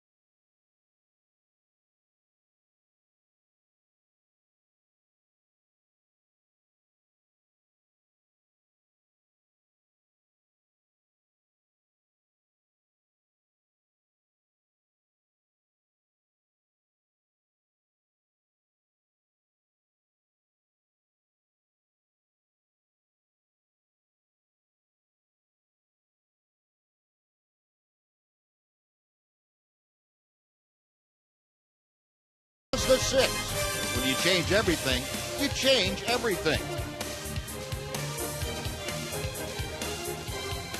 Scoreless ball game as we head to the top of the 6th inning. A warm and muggy afternoon here at Rangers Ballpark. All manner of fans in evidence here. And in use also. Derek Holland has been hot. He has cooled off the Yankees pretty well. Just the 3 base hits so far as he goes to work. And the first pitch is grounded fair down the third baseline by Austin Romine into the corner and kicks out. Romine to second, and he will check in right there. So the second straight inning that the Yankees have led things off with a double. Last inning it was Eduardo Nunez who was stranded right there by Holland and company. Now it's Austin Romine starting off the 6th inning. Yeah, Romine was only hitting 165 coming into the game, but he got a fastball on the inside part of the plate, took a good swing at it, just ripped it right inside the line. Derek maneuvered around it last inning, going to try and do it again this inning. There's only been 1 inning. That was the 4th inning when Derek retired the leadoff hitter. And they're starting to swing at the first pitch because they know it's going to be a strike. Ichiro around a bunt and bunts it in the air. Foul as Adrian Beltre was coming on. Adrian thought for a second about diving. Well, that's probably not a good idea. And then backed off and the ball was foul. It's 0-1. Ichiro, one of those guys, though, you got to be careful. You're going to sacrifice bunt can turn into a base hit. 0-1 the count to Suzuki, who's 1 for 2. Had a first inning single. Also grounded to short.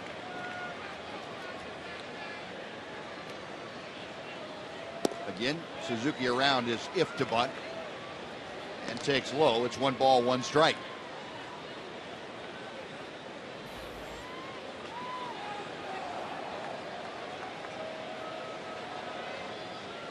Has not thrown a ball on the first pitch to a hitter the whole game.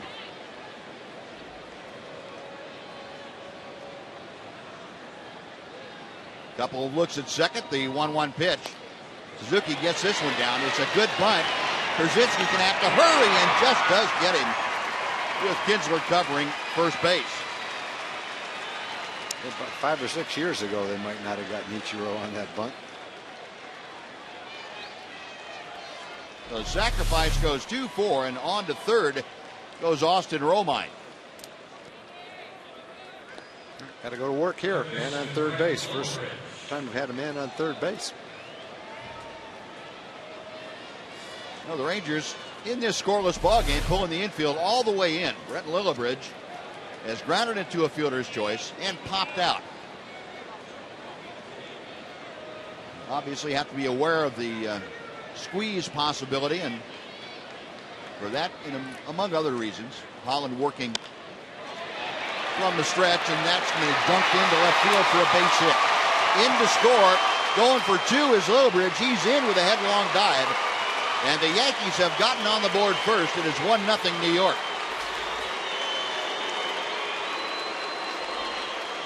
Well, Lillibridge picking on that fastball from Holland, drove it into left for the RBI double.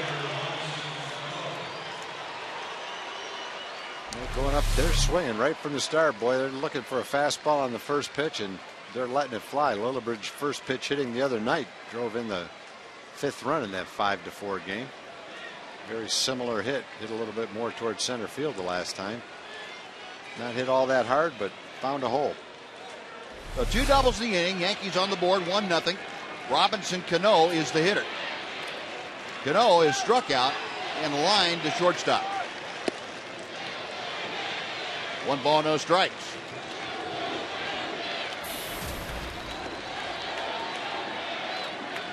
Cano, an even 300 with the average.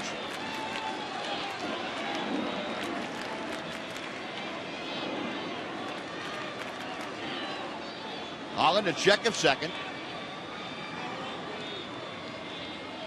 1-0 pitch.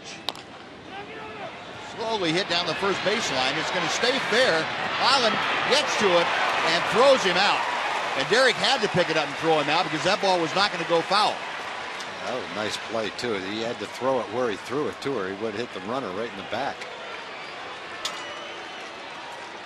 Now Joe Girardi going to go out and see what the fuss with Wally Bell was down there. Bell arguing with Robinson Cano and Mick Kelleher, the first base coach.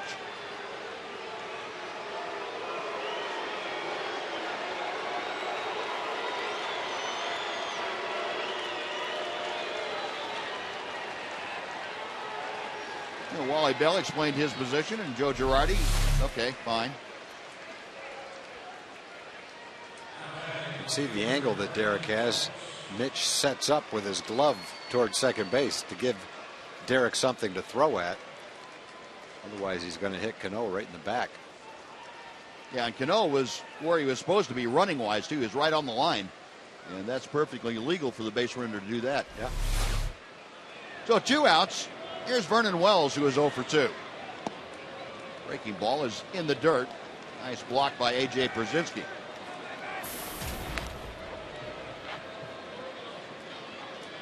The Yankees have put together a pair of doubles in this inning.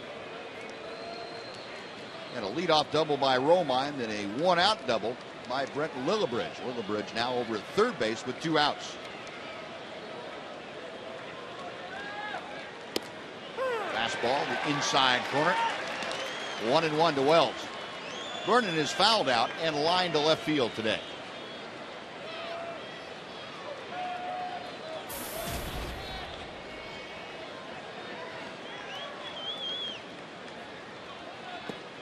Another ball in the dirt. It's 2-1.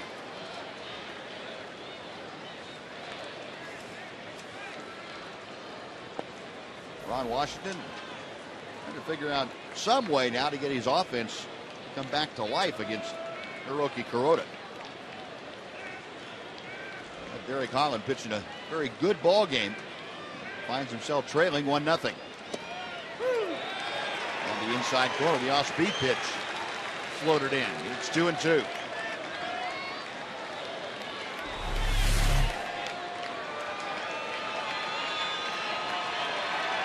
Good pitcher's pitch. Right on the inside corner.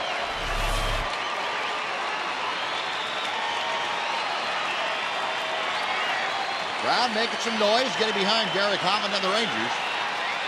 Asking for the left-hander to finish off this inning.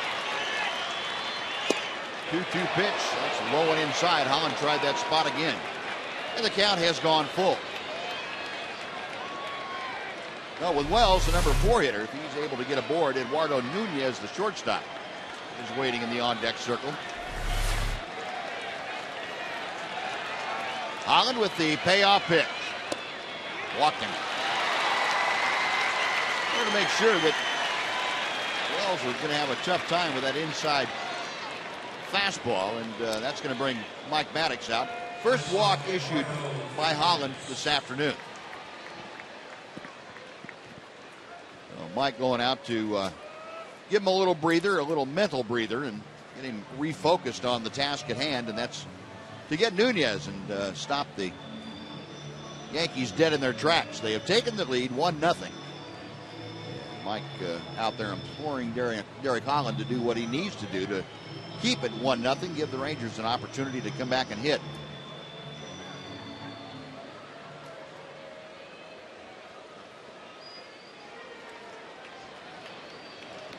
Lillibridge, the runner at third. Vernon Wells over at first. 2 outs. Nunez today has been on via an error, and he's also doubled. Hit the fly ball double into the left field corner last inning, but got no further than second base.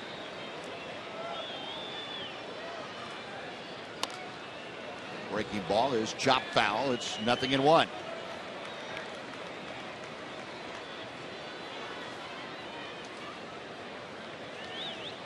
Nunez now 9 for his last 23 trips. He has been on a pretty good streak since coming back off the disabled list.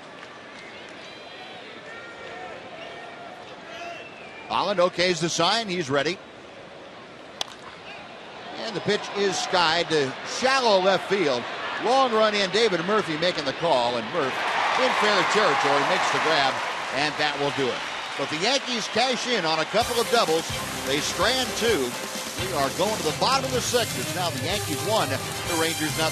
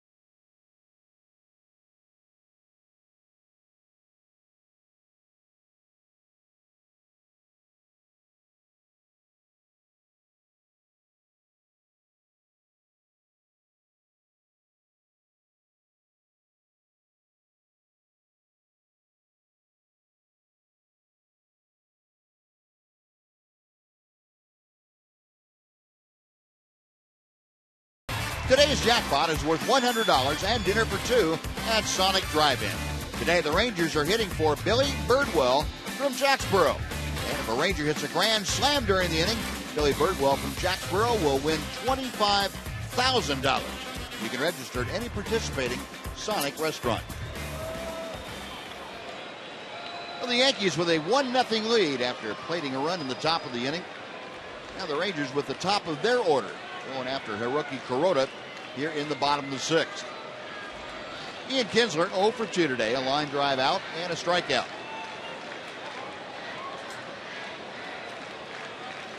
Kuroda's first pitch is a little bit high for ball one.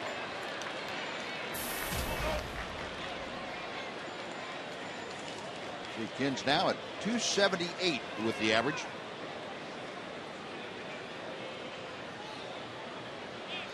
Kuroda back to the plate. Fisted him with that fastball, and Kinsler fouls it off. 1 ball and 1 strike. Ian Kinsler, like Nelson Cruz, not good numbers career-wise against the Yankees. Ian just a .211 career hitter against New York, and that is his second lowest against any opponent. All the way to the backstop, 2-1. Kinsler worst off against the Toronto Blue Jays. He only hits .205 against them. But up here with an opportunity to get aboard, he would represent the tying run on base if he can get there.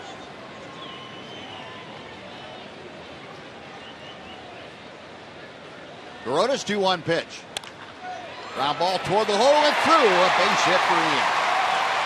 That's one of the few fastballs that was over the middle of the plate. He saw maybe a breaking ball or two, but not many fastballs have been in the good part of the zone. And he's mixed his pitches up so well. It's tough to sit on any one pitch. That was a pretty good pitch to hit, though, right in the center square. And Ian took advantage of it. Rangers have their leadoff hitter aboard with the middle of the order guys coming up. And we'll see what Ron Washington decides to do with Elvis Andrus up there. Elvis, of course, the leading sacrifice bunter in the American League. And we'll see if he's asked to sacrifice here in the 6th inning with Kinsler aboard and nobody out. Elvis 1 for 2 today. Singled his first time up. Kinsler a pretty good lead at first. No bunt here, and the pitch inside for ball 1. This is probably a function, Tom, of Ron Washington believing Elvis is swinging the bat well enough to let him go ahead and do it. Yeah, and the Rangers, he probably just doesn't want to give up and out. Elvis has a hole to shoot at between first and second. Always have the possibility of a hit and run. Elvis makes pretty good contact. Kuroda high set. There goes Kinsler. The pitch swung on and missed. The throw to second, they got him. Not so much for that. Elvis got tied up with that pitch in, couldn't make contact, and Kinsler, not getting a stealing jump, was thrown out by a couple of steps.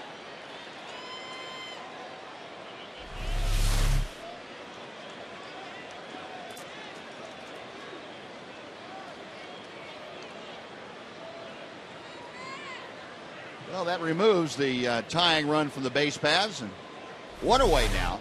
The count of 1 ball and 1 strike to Elvis Andrus.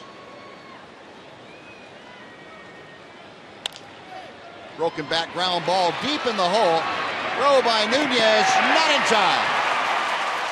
Elvis able to leg it out. He is aboard with 1 out. A good try by Nunez. He knew that he didn't really have time to stop, plant, and throw. But he got to it as quickly as he did, got rid of it with something on it as quickly as he could. Unfortunately, Elvis was running fast enough to beat it out. Get a good look at it right here. Throwing it immediately, even though he bounced it, still got it over there quick. Well, that takes a strong arm to do sure that. Does. Wow. So Elvis aboard with his second hit of the afternoon. 1 away. Nelson Cruz rounded into a double play in the first and struck out in the 4th inning.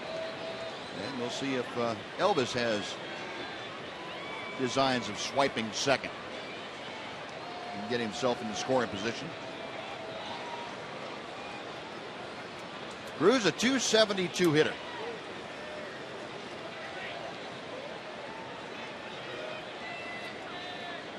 Kuroda checks him as he goes to the set.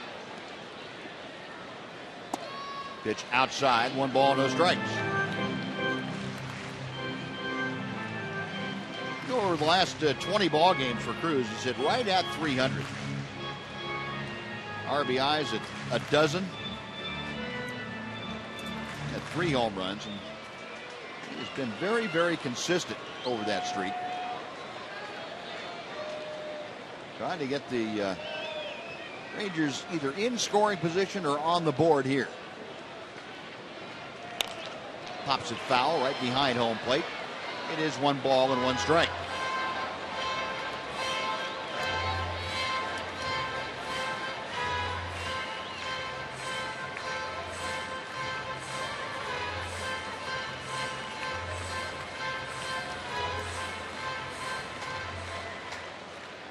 Kuroda is patching in the 80 pitch mark, about ready to throw his 82nd of the afternoon. 50 strikes out of the first 81 pitches. Got Andrus at first, a 1-1 count with 1 out.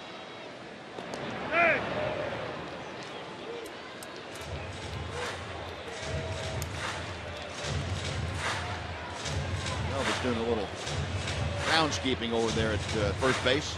Where he's getting his lead. He needed some solid footing over there and didn't feel like he had it.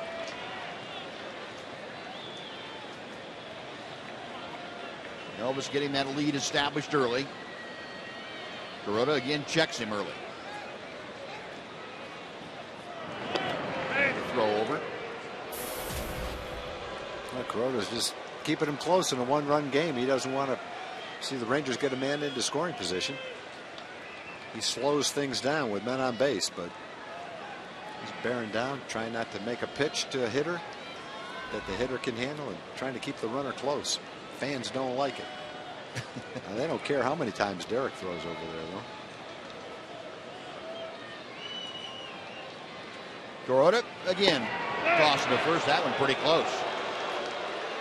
Yeah, the other thing, Tom, that it does when you hold the ball that long, slow things down, it makes good base runners a little bit antsy. They like to have a good rhythm, get off the bag and go. And it makes it hard for a good base runner to get that rhythm going.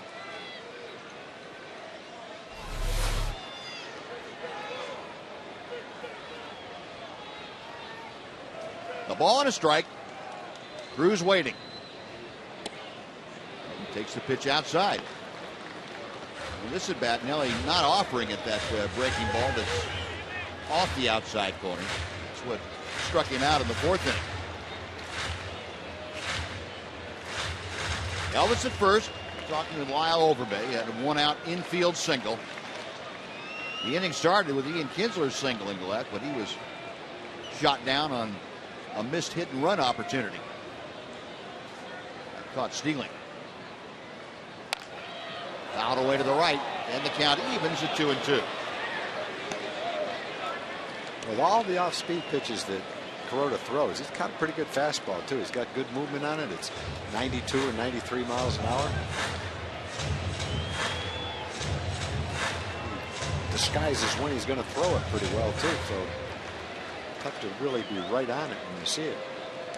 And he hasn't thrown that many in a hittable spot in the strike zone. Not many at all. 2-2. Kuroda sets. Way outside, 3 balls and 2 strikes. So the count has gone full with Cruz. And with 1 out, we'll see if Ron Washington turns Elvis Andrus loose. Cruz trying to extend things a bit. Adrian Beltre, Ranger cleanup man, waiting in the on-deck circle.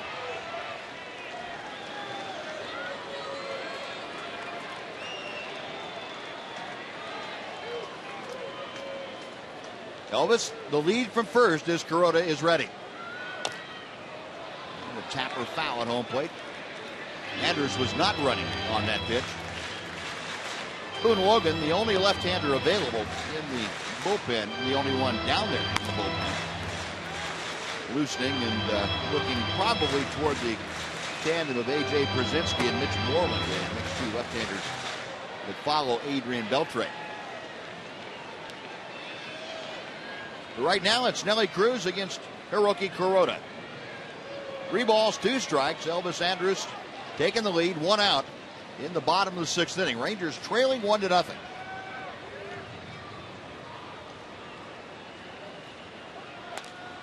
We had one there to work with and just fouled it straight back. Nelly would love to have that one back. But the off-speed pitch that stayed up just about belt high.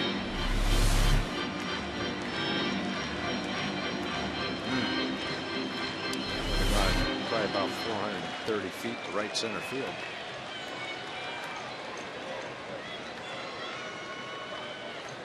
You can see the breakdown. 50% fastball, 50% off-speed pitches from Kuroda. Again, a 3-2 is on the way.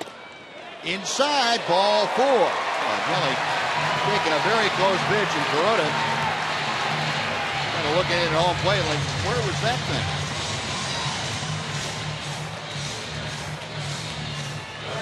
So Kuroda walks his first man of the day, and that puts runners at first and second with one out. Just a little bit inside. The movement on that ball caused it to tail out of the strike zone. It's inside, Joe. We saw it. He can't tell from over there. He can see high and low from the dugout, but he can't tell inside and outside. So just in case he was asking us, I wanted to let him know. Well, he would sure appreciates the help. Sure. Well, the color-coded charts down there that almost every team now is going through some form of. So, 2 on with 1 out. Adrian Beltre. A fly ball and a ground ball this afternoon. 0 for 2. Batting average now down to .308. Rangers had a couple of men on in the 3rd inning. That's the only inning they've had 2 men on base other than right now. Adrian in a pretty good slump with runners in scoring position. A chance here, though, to turn all that around as he takes in the dirt. And a nice block by Austin Romine. Very nice, because Elvis had a great jump. If that was anywhere away from Romine, he would have been to 3rd base. Well, Elvis has gotten so he does that so well, anticipates that ball in the dirt. Just have to be careful you don't get too far off. If the catcher picks it clean, he can throw you out trying to get back.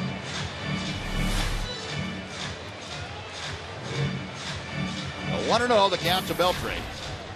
Adrian, in his last 24 at-bats, has just 3 hits. That's a 125 average with runners in scoring position. Up here, though, with a chance with Andrus at second, Cruz at first. 1 out in the Rangers' 6th inning. Fly ball, shallow right field. Coming on toward the line, Suzuki slides into foul territory and can't come up with it. That was a great try. And David Murphy faced a similar thing going after the double that Nunez hit earlier in the game. When you're going full speed like that, you have to either slow up or slide. Otherwise, you go full speed into the side of the wall. There's just not enough room to stop after you get by the foul line if you're going full speed. It's one way to do it, is slide and let that cushion your blow into the wall. So Elvis back to second, Cruz back to first.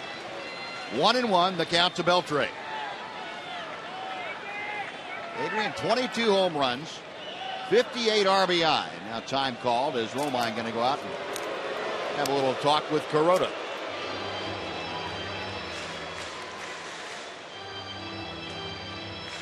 Remember, with all the injury problems that the Yankees have had, a lot of the pitcher-catcher matchups are not familiar with each other.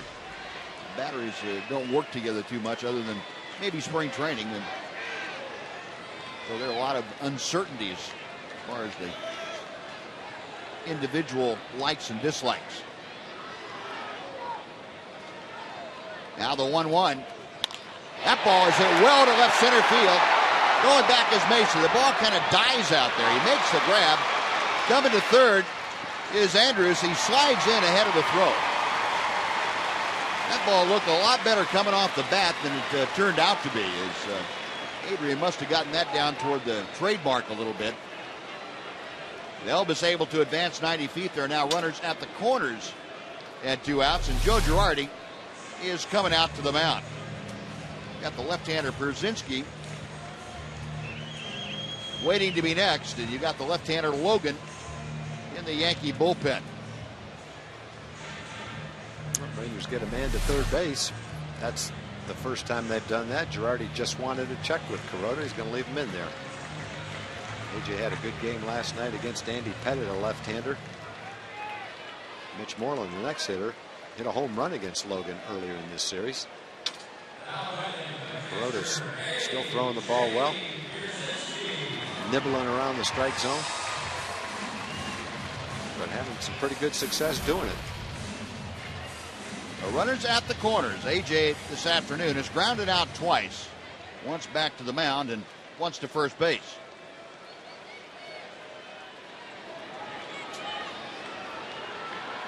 One thing now with Kuroda, the split-fingered fastball isn't quite as good a pitch with a runner at third. Pitch outside for ball one.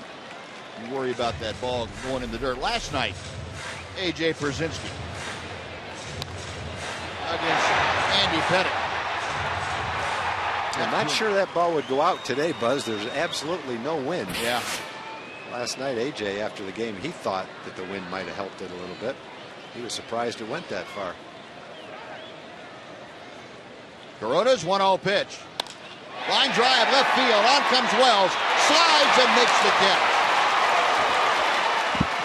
AJ robbed. The Rangers robbed. They had a chance to at least tie the game, but Vernon Wells, a nice sliding catch, and the Rangers are gone in the sixth. 2 hits, and they leave 2. On to the seventh. 1-0 New York.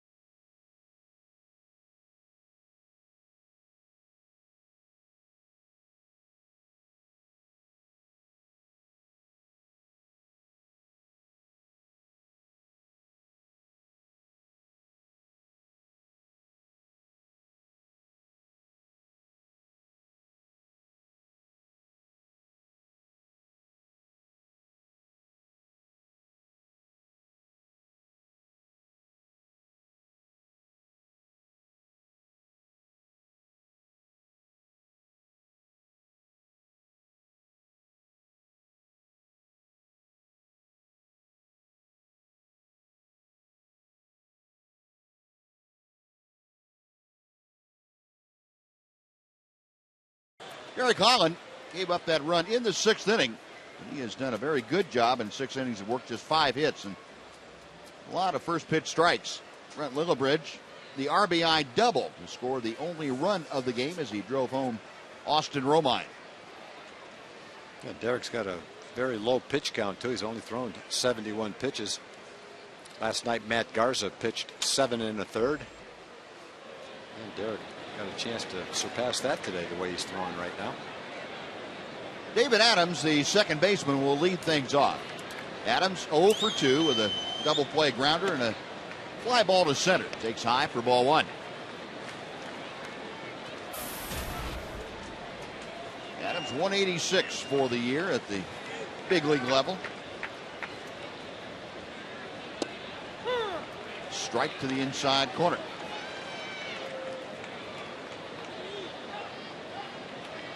Adams spent about 2 months from the middle of May through the middle of July before being optioned, and came back with the injury with the big league club. Hit .309 at AAA for the Yankees. 38 games down there. Base hit to left. Pitch stayed up from Holland, and David Adams aboard with the leadoff single. First baseman Lyle Overbay.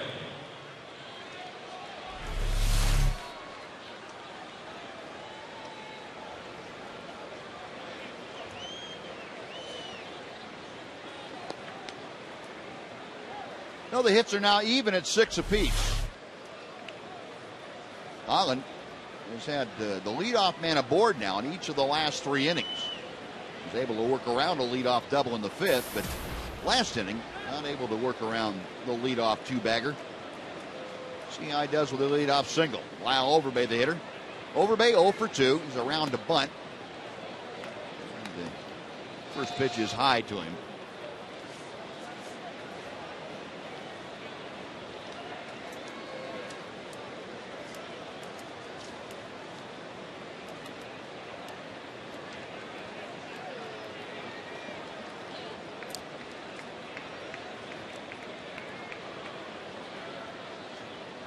Next pitch, and is skied to left center field. Moving toward the gap is David Murphy. Waits for it to come down and puts it away. That is out number 1. So Overbay skies out after showing bunt on the first pitch. One away, and Milky Mesa coming up. Well, folks, on July 30th, the first 30,000 fans will be treated to a reusable tote bag. That's courtesy of Reliant. This handy tote bag is perfect for shopping trips or maybe an afternoon at the pool. And you can get one July 30th. Rangers take on the Angels that night.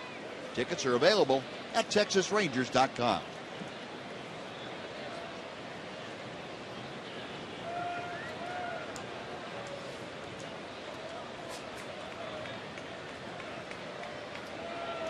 First pitch to Mesa. Fastball catches the inside corner. Milky Mesa, the center fielder today, is 1 for 2. He singled to start off the 3rd inning, then Eric Holland promptly picked him off. David Adams, the runner at first, a much more modest lead than what Mesa had. Fly ball to right field. That sends Cruz back a bit. Plenty of time to get over there, though. Nelson makes the catch. Out number 2 with Adams remaining at first, and Austin Romine will come up.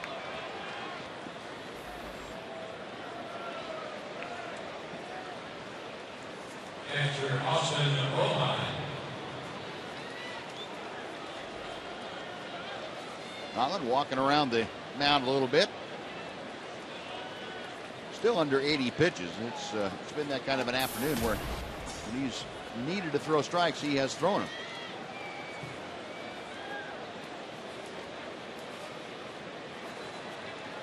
Romine doubled and scored the run last inning. Also lined to center field, so he's hit the ball hard a couple of times. Thinking fastball there, and he didn't get it. Last time up, he got that fastball. That's what he doubled down the line with to start the rally that they had to get the 1 run. Crossed him up a little bit right there. See the inning by inning breakdown. That is excellent work by Derek Holland. Okay, very similar to the pitch counts inning by Matt Garza yesterday. Yep.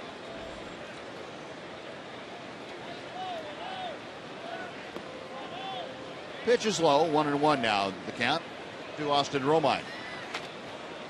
Yeah, and very similar results too. Garza in 7 1/3 last night, just 1 unearned run, and Derek Holland 1 earned run, and through 6 2/3 this afternoon. Difference is the Rangers were able to get on the board last night. They have not been able to break through against Hiroki Kuroda yet.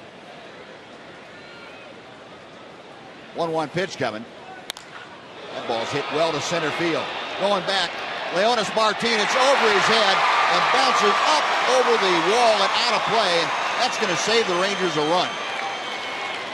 If that ball stays in play, David Adams scores easily from first base, but because it's a ground rule double, the runner is obliged to stay at third. Derek Holland of the Rangers catching a break there. You wouldn't know that Romine was hitting 160 coming into the game, although he's got a pretty good pitch to hit right there, a fastball right down the middle of the plate.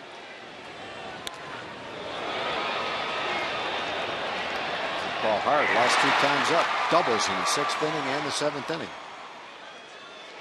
So now runners at second and third with 2 outs. Ichiro comes up for his 4th plate appearance of the day. He's 1 for 2, I should say, with a sacrifice bunt.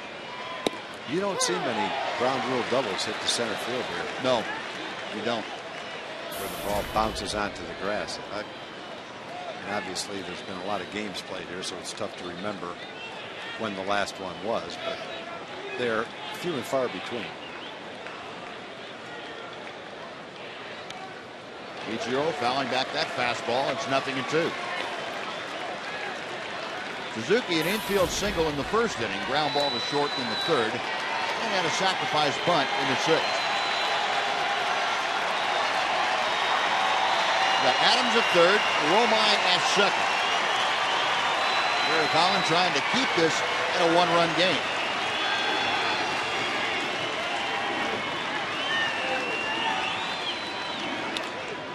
Towards short, Profar across the diamond, dugout by Mitch Moreland, and that will do it. So a good job by Derek Holland to work around the single-double combination. No runs, 2 hits, 2 left. Stretch time in Arlington. Yankees 1, Rangers 0.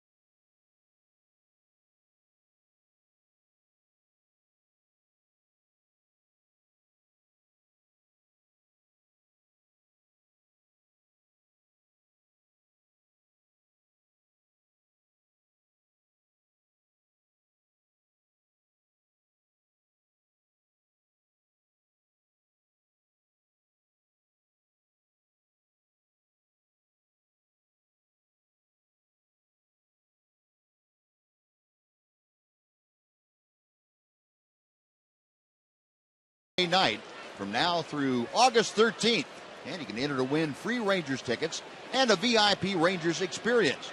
Visit otbfanzone.com for more details. Now Hiroki Kuroda back out to the hill to start the bottom of the 7th. The Yankees leading the Rangers 1-0. See the Yankees with 7 hits now, the Rangers with 6. It'll be Mitch Moreland, Jurickson Profar, and David Murphy to face Hiroki Kuroda. Kuroda has just walked 1 this afternoon. He has struck out 3. Facing Mitch Moreland, who has struck out and flied to left field.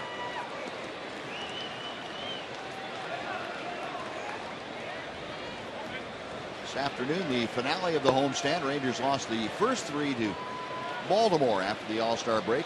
They have won 2 of the first 3 against the Yankees as they get ready to wrap up this stand. And the first pitch well inside, bounding to the backstop. It is 1 ball and no strikes. Well, Joe Girardi had Boone Logan. There he is in the bullpen, number 48, warmed up.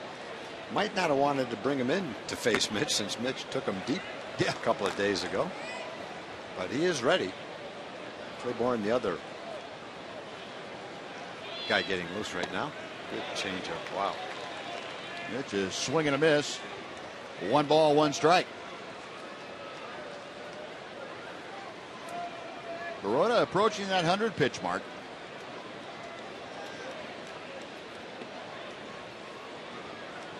Right-hander okays the sign, goes into the wind. Morgan a tapper back to the mound. Kuroda fields it and throws and gets him.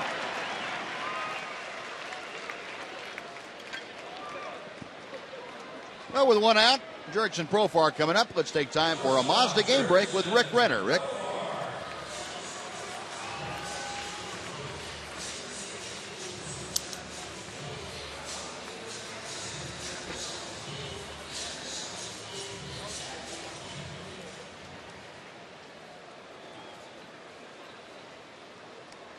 All right, Rick, thank you. Profar, 2 for 2 today against the rookie Kuroda. Pair of singles, one to center, one to right. Now hitting at 248 as he goes after that first pitch and fouls it back.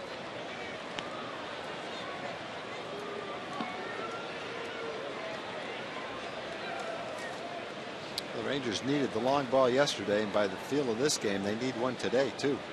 It feels like a tough game to put together 2 or 3 hits to score a run.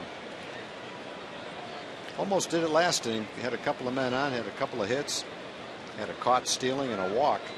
Brzezinski lined that shot to left field, hit it very well. 1-1, the count to Profar. I'm going to give Kuroda a lot of credit here this afternoon. And a ground ball out to second. Adams up with it. That is out number 2. And Kuroda retires Profar for the first time this afternoon. That brings up David Murphy.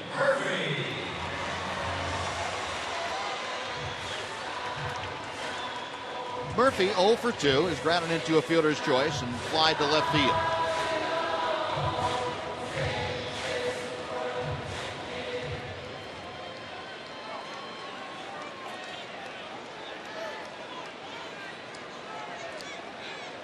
Kuroda's first pitch. Blowing outside. Last time that Kuroda started against the Rangers in this ballpark was a year ago April. He worked 6 2/3 innings and ended up losing that ball game 2-0. And this one pulled weakly on the ground to second. Adams to first, that will do it. So the Rangers go very quietly in the 7th on 3 ground balls. We're going to inning number 8. It remains the Yankees 1, the Rangers 0 on Fox Sports Southwest.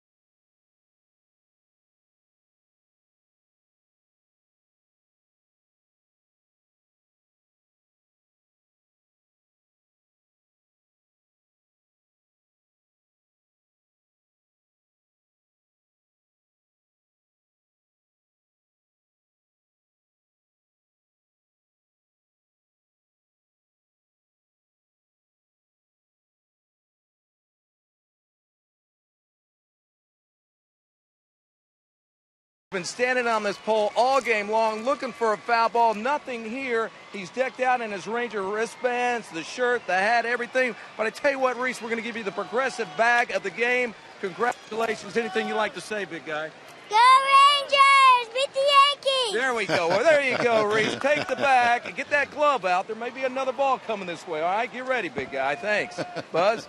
All right, Jim.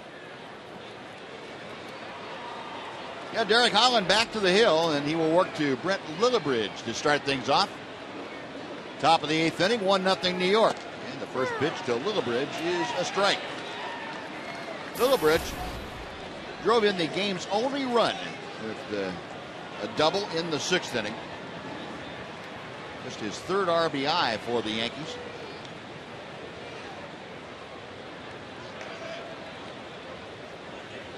Holland with the 0-1 pitch. Check swing on the breaking ball, and it dips low. A ball and a strike.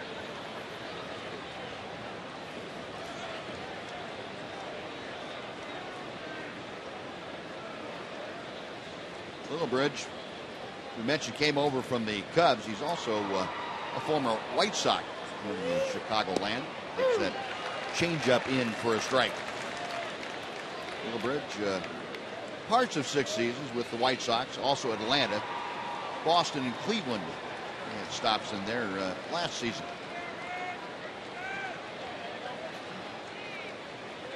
Down on the count here, a ball and 2 strikes. Got him swinging. Steady diet of off-speed pitches, and Derek Holland gets the strikeout. That is just his 2nd this afternoon.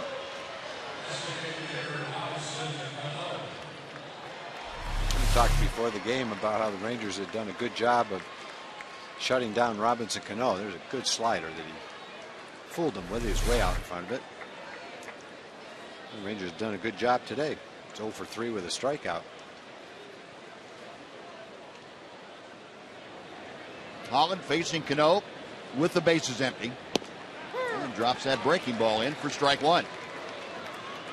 Along with a strikeout, Cano is lined to short and tapped right back to the mound.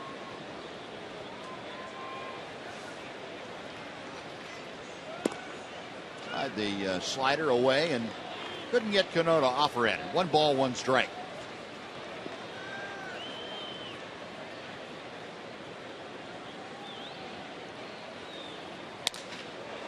Broken bat, pop fly down the right field line, and that's going to go back into the seats a couple of rows. The fan gets a souvenir, and Robinson Cano has to get a new piece of lumber. He sawed off right in his fists. And the guy down there is pretty happy with that.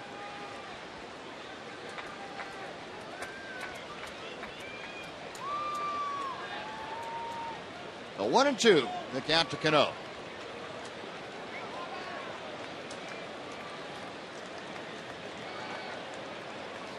Holland into the wind. And the slider again, Cano leaning on it, but not going after it. 2-2 now.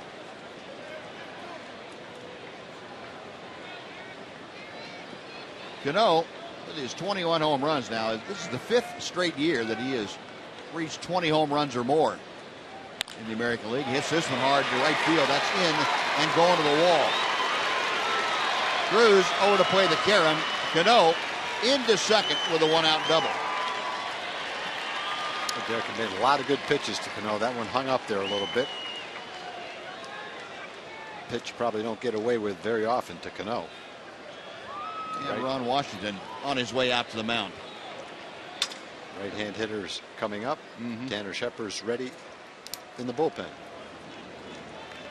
Shepard's getting the call, and Tanner will come in as Derek Holland ends up going 7 1/3 innings. He leaves trailing 1-0, and Robinson Cano at second base is his responsibility.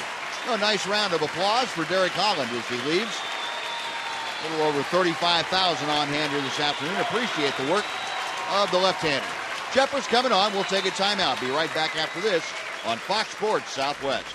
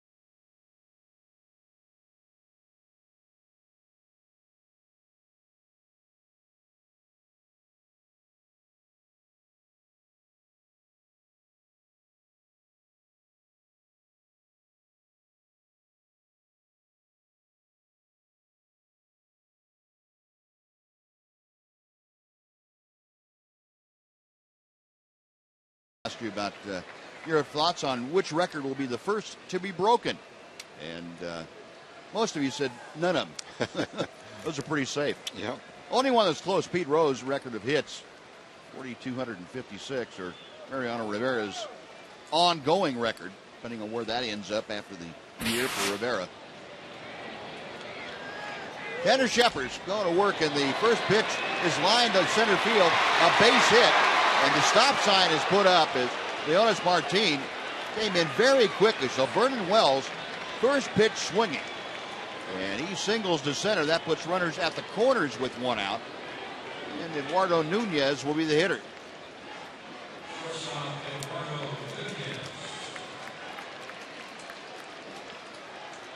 Tanner looked like he got the ball in on his fists a little bit. Wells just muscled that ball into center field for that little blue pit. And I got to go to work here. Not much margin for error because you've got Mariano Rivera to pitch the ninth. It's already 1-0. And you've got a man on third base and only one out. Love to get a double play ball or a strikeout.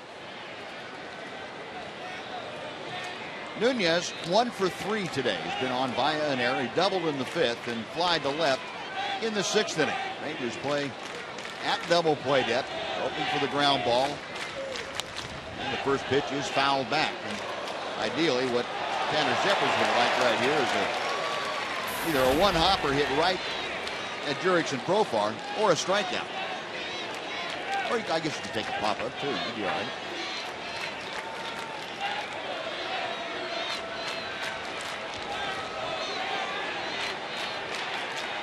Shepard will drive Vernon Wells back with a throw.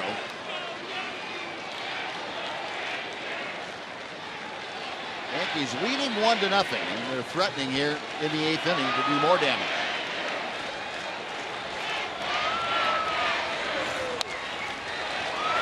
Is it hit hard enough to turn? Profar, a bullet not in time. In to score, Robinson Cano, and the Yankees have increased their lead. It's now 2-0. That's about as quickly as you can turn that type of a ball. Profar did a 360 coming across the bag and fired a strike to first base. But it wasn't hit that hard, and it was hit to the left of Ian, who had a longer throw to shortstop. Good attempt, but not much of a chance.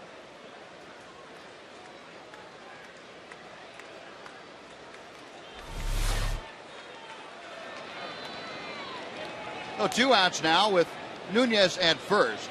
David Adams, who is 1 for 3, is at the plate. That run, by the way, charged to the ledger of Derek Holland. He ends up giving both runs today. 2 of them earned in 7 1/3 innings of work. 8 hits for Holland. 1 walk, 2 strikeouts.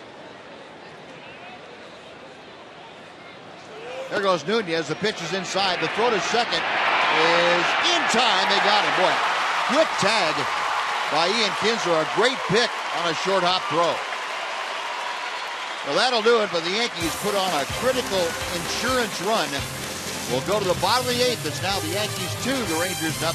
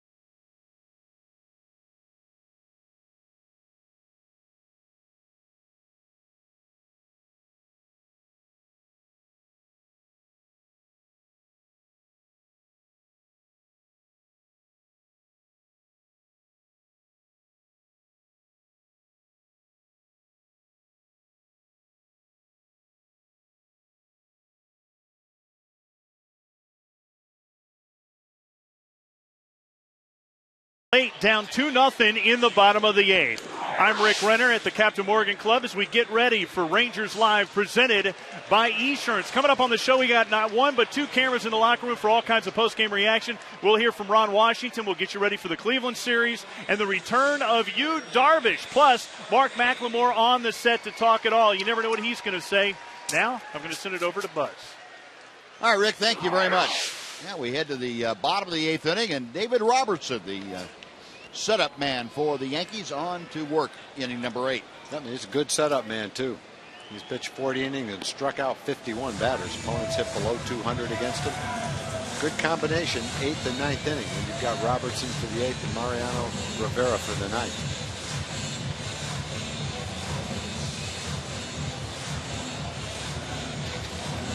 So Robertson on here to face Leonis Martin to start things off. Then he goes back to the top of the order for the Rangers. Martin 1 for 2. And a single back in the 3rd inning against a rookie Kuroda. And fly to center his last time up. First pitch from Robertson is fastball in the outside corner for strike 1.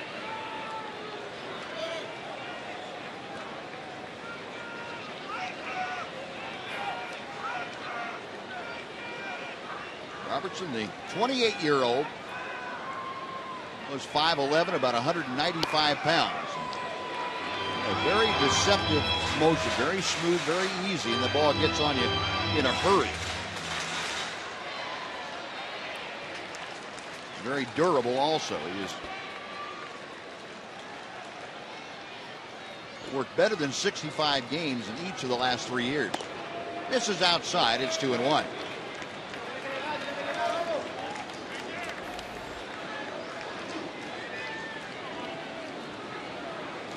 Well, Leonis trying to get aboard to start things off. Rangers need the base runner. They trail 2-0. Robertson back to the plate. Fires a strike.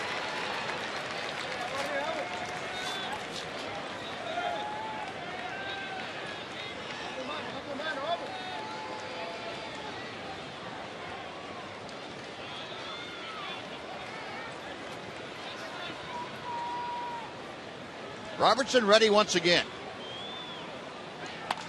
Slap foul down the left field side of things, and we'll come back and try it again.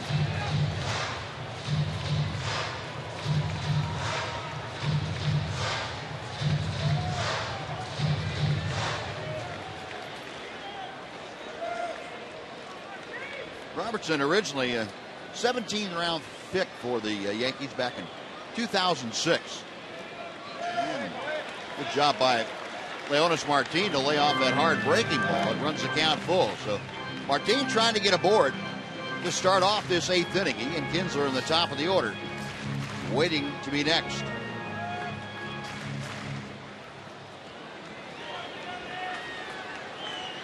Robertson out of the University of Alabama.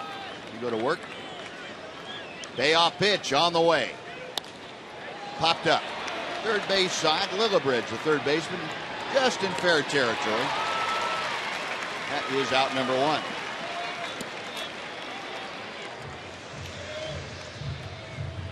Well, now Kinsler will hit with the bases empty.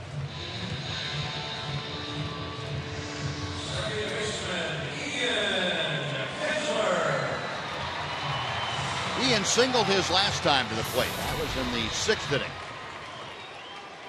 He's 1 for 3 today, and 1 for 6 against Robertson.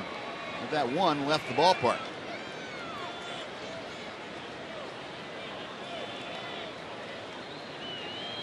First pitch from the right-hander. Drops in that big hook. It's 0-1. Robertson, as Tom told you, a huge strikeout guy, and he has had strikeout per 9 inning ratios of better than 12 each of the last 3 years. Pitch inside. His highest was 2011 when he had 13.5 strikeouts per 9 innings. 62 strikeouts, or I should say 100 strikeouts in 66 innings.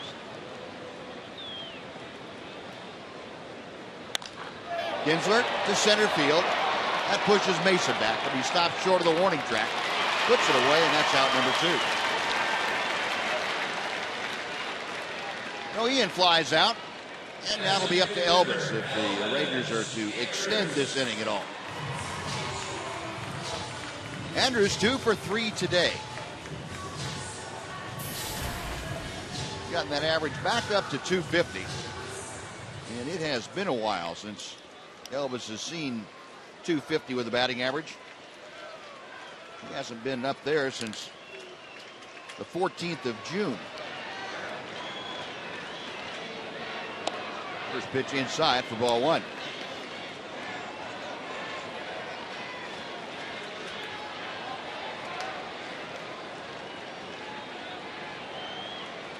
Robertson okays the sign. And the 1-0 pitch. 2 balls, no strikes.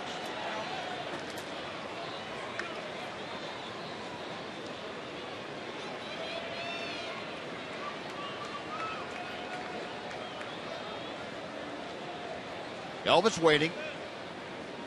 The 2-0 pitch.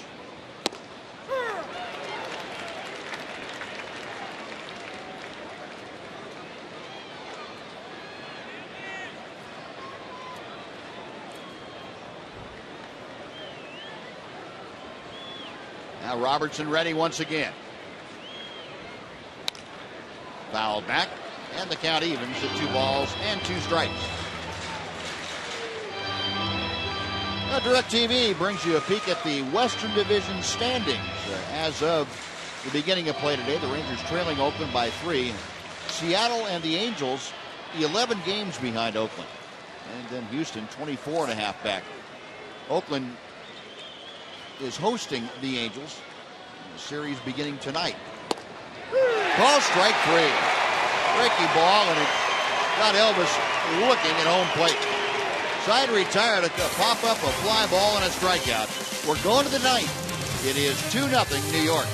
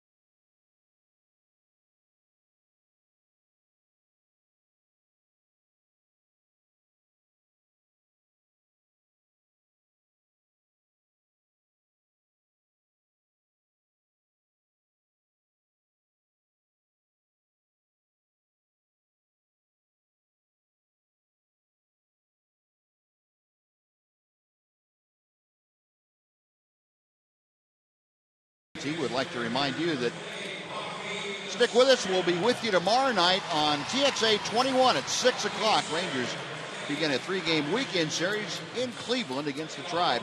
It'll be Martin Perez and Corey Kluber matching up in that opener tomorrow night, 6 o'clock, TXA 21.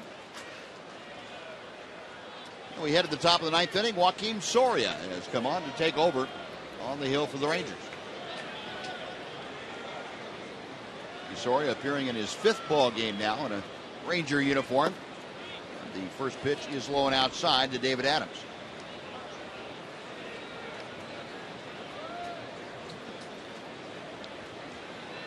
Soria, most people felt would be eased into things, and Joaquin, upon being activated, immediately went to Ron Washington and Mike Maddox and said, no, I don't need to be eased in. I know what I'm doing.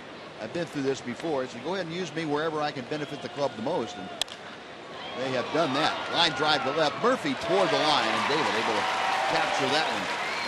Adams a hard out, one gone. Well, Soria pitched back-to-back days on his rehab assignment. He pitched back-to-back days after he got to the big leagues, too.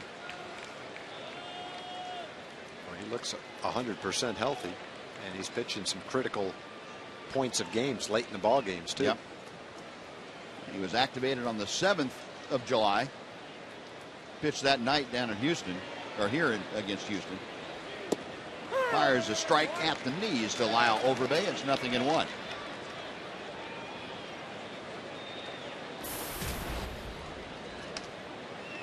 Overbay a ground out and a couple of flyouts today.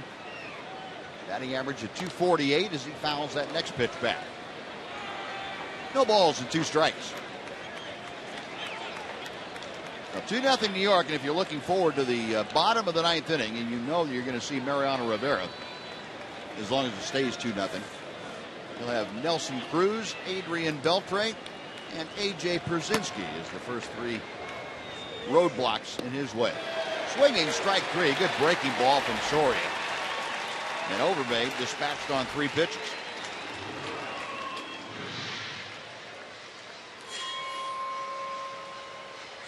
Now, Tom, we talk so often about Joe Nathan's ability to pitch in late relief with 4 different pitches, and Soria has that same kind of ability. Yeah, they're both basically starting pitchers who are pitching late in ball games. Both of them, obviously, Joe is a closer. Soria has been a closer. Probably could be right now with the opportunity. Milky Mesa fouls off that first pitch, 0-1. There have been a lot of closers who had one key pitch. It might be a 98-mile-an-hour fastball. It might be a splitter. Could be a slider. But these are 2 closers, Soria and Nathan, who pitch like starting pitchers and can get you out a lot of different ways.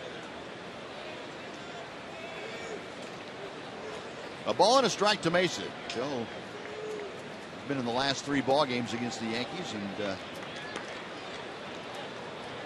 would probably like another shot at it, but I don't think that's in the cards today for him. Today he's going to get the day off today.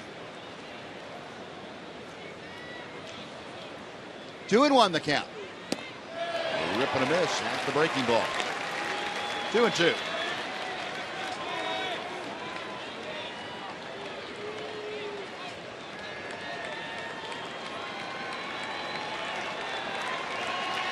Soria working quickly.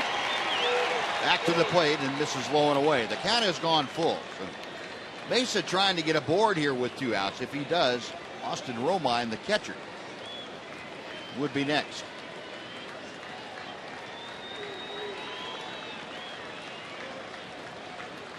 Payoff pitch. Ball 4. That's what Mesa Borden brings up. The guy who's been swinging the bat as well as anybody on this Yankee club today, and that's Austin Romine. Catcher Austin Romine. Romine, a pair of doubles today. He has scored one of the 2 Yankee runs. Doubled to lead off the 6th and came around to score. And then doubled in the 7th inning. He was stranded at second base. His double in the 7th, a ground rule double to center field. And that was hit with David Adams at first base and 2 outs. If that ball doesn't bounce out of the ballpark, it cost the Rangers another run. Adams would have scored easily from first base.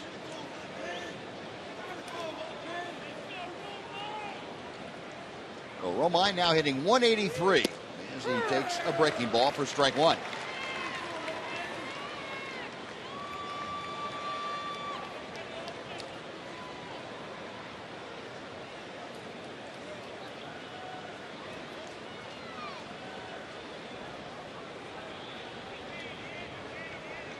Milky Mesa diving back on that throw.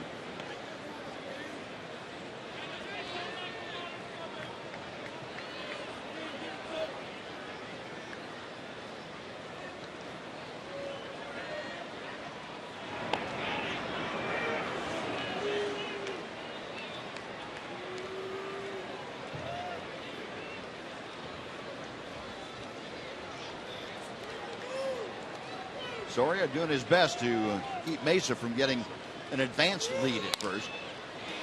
And the pitch popped foul down the right side. That will twist its way back into the seats. And it moves the count to no balls and 2 strikes.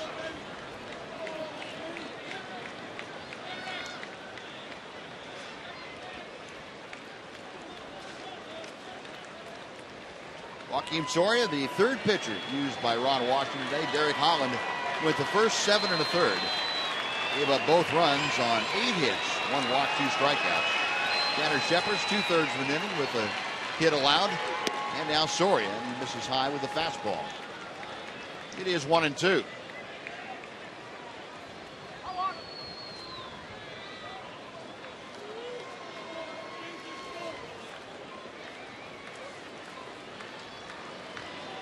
Brzezinski flashed the signs out. Soria has the one he wants and goes first base way.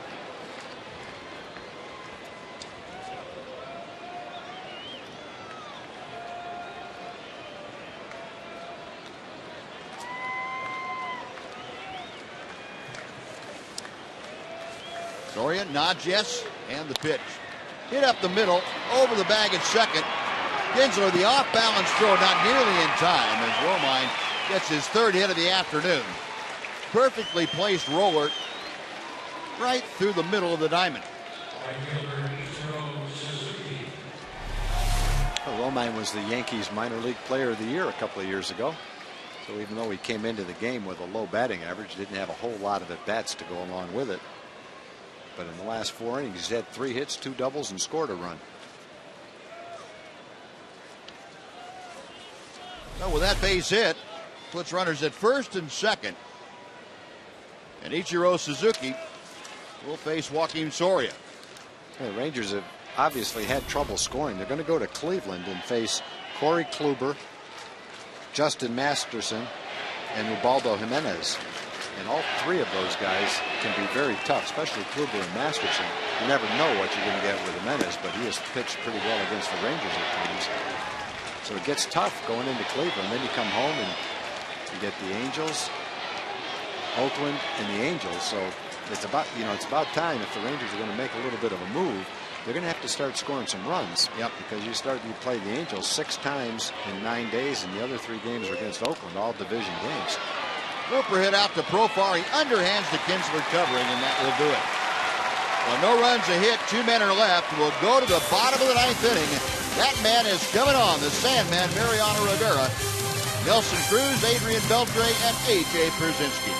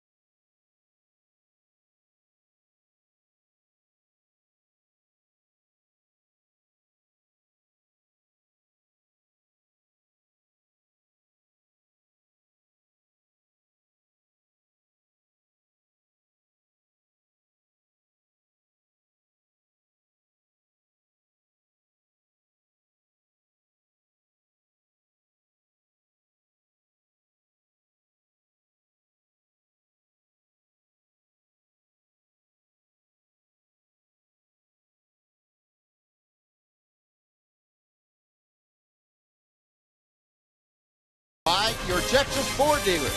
Don't miss the Ford Summer Spectacular featuring blockbuster deals. Now playing at your best in Texas Ford dealer. By AT&T UVerse TV. Check availability at 1-800-PIC-ATT. Rethink possible. And by Progressive. Visit Progressive.com today. Well, the ninth inning has arrived, and yes, there he is again. Mariano Rivera, who was honored by the Rangers before the ball game today. Nice little ceremony. John Ledman and Joe Nathan, Nolan Ryan acknowledging Mariano and his great career. And the Ford leaderboard, while we're talking about Rivera, will show you the all-time rankings in Major League Baseball history for Rivera. First in saves, 640. First in save opportunities. 204 relief ERA is the best. And 1,091 games is fourth in the history of the game. He's 32 out of 34 this year in saves with an ERA under 2. You stuck those stats in the middle of his career, you wouldn't know the difference. Yeah. Most guys have sort of faded away after being in the big leagues 19 or 20 years at his age, but not like Andy Pettitte. They're still going strong. Still the same type of competitor, getting the same kind of results they've always gotten. And Nelly Cruz pops up a pitch, shallow left center. On comes the new center fielder, Brett Gardner. And makes the grab for out number 1. It'll be Adrian Beltre next. Barry Conlon. An afternoon that he had to put up zeros and pitched very well, but gave up a couple. And so far that has been a couple too many. Adrian Beltre 0 for 3. A couple of fly balls and a ground ball into the hole. And Nunez can't come up with it. Couldn't find the handle, and Beltre is aboard on what will probably be the first error of the afternoon, charged to the Yankees. It was a ball hit a lot like the ball that was hit to Nunez by Elvis, where he had to backhand it, and he knew with Elvis running he had to get rid of it immediately, which he did, but he couldn't get Elvis. It almost looks like he's trying to figure out how to do this, whether he's going to plant and throw. And when he decided to plant and throw, he just couldn't hang on to the ball. Gotta give Adrian a base hit on that. Well, you get the tying run to the plate anyway. Yeah, either way, you do get that. A.J. Pierzynski is the hitter. A.J. 0 for 3. First ball swing, got jammed with that cutter. He and about 6,000 other hitters that have faced Rivera over the years. Pierzynski just 1 for 15 in his career, as you can see, against Mariano Rivera. And that one was a double. Got Beltre at first, a very modest lead for Adrian. 0-2.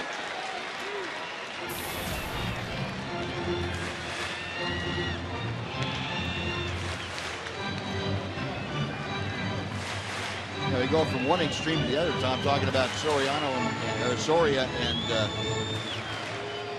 Nathan being able to throw multiple pitches to get guys out. Mariano Rivera has made a great career out of having one pitch, and it's a good one. Yeah. But there's nothing tricky. You know what to expect every time you go up there. High, tight pitch. Did it hit him? No. Foul ball. Take the bat. You know, and then you go up there.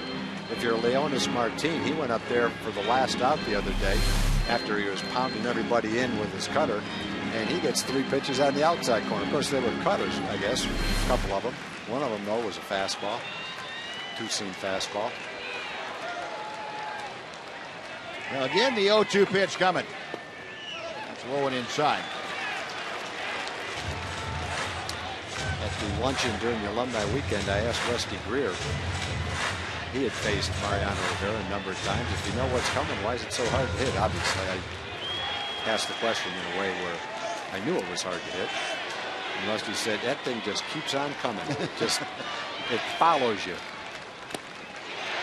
think you've got it gauged where it's going to be, and it just keeps coming farther inside than you thought.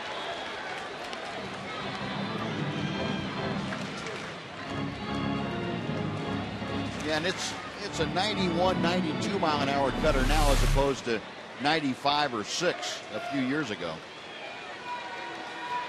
And 95 or 96 AJ doesn't tip that ball. But ground ball to short. A quick underhand toss to Adams, and just there in time to get Beltray on the force. Well, it looked like a double play ball.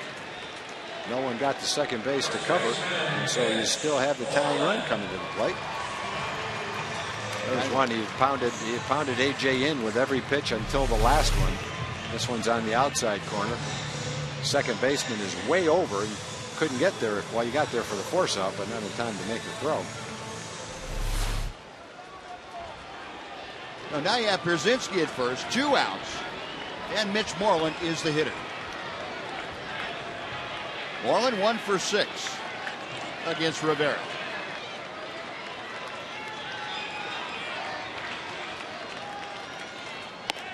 Takes a strike to the inside corner.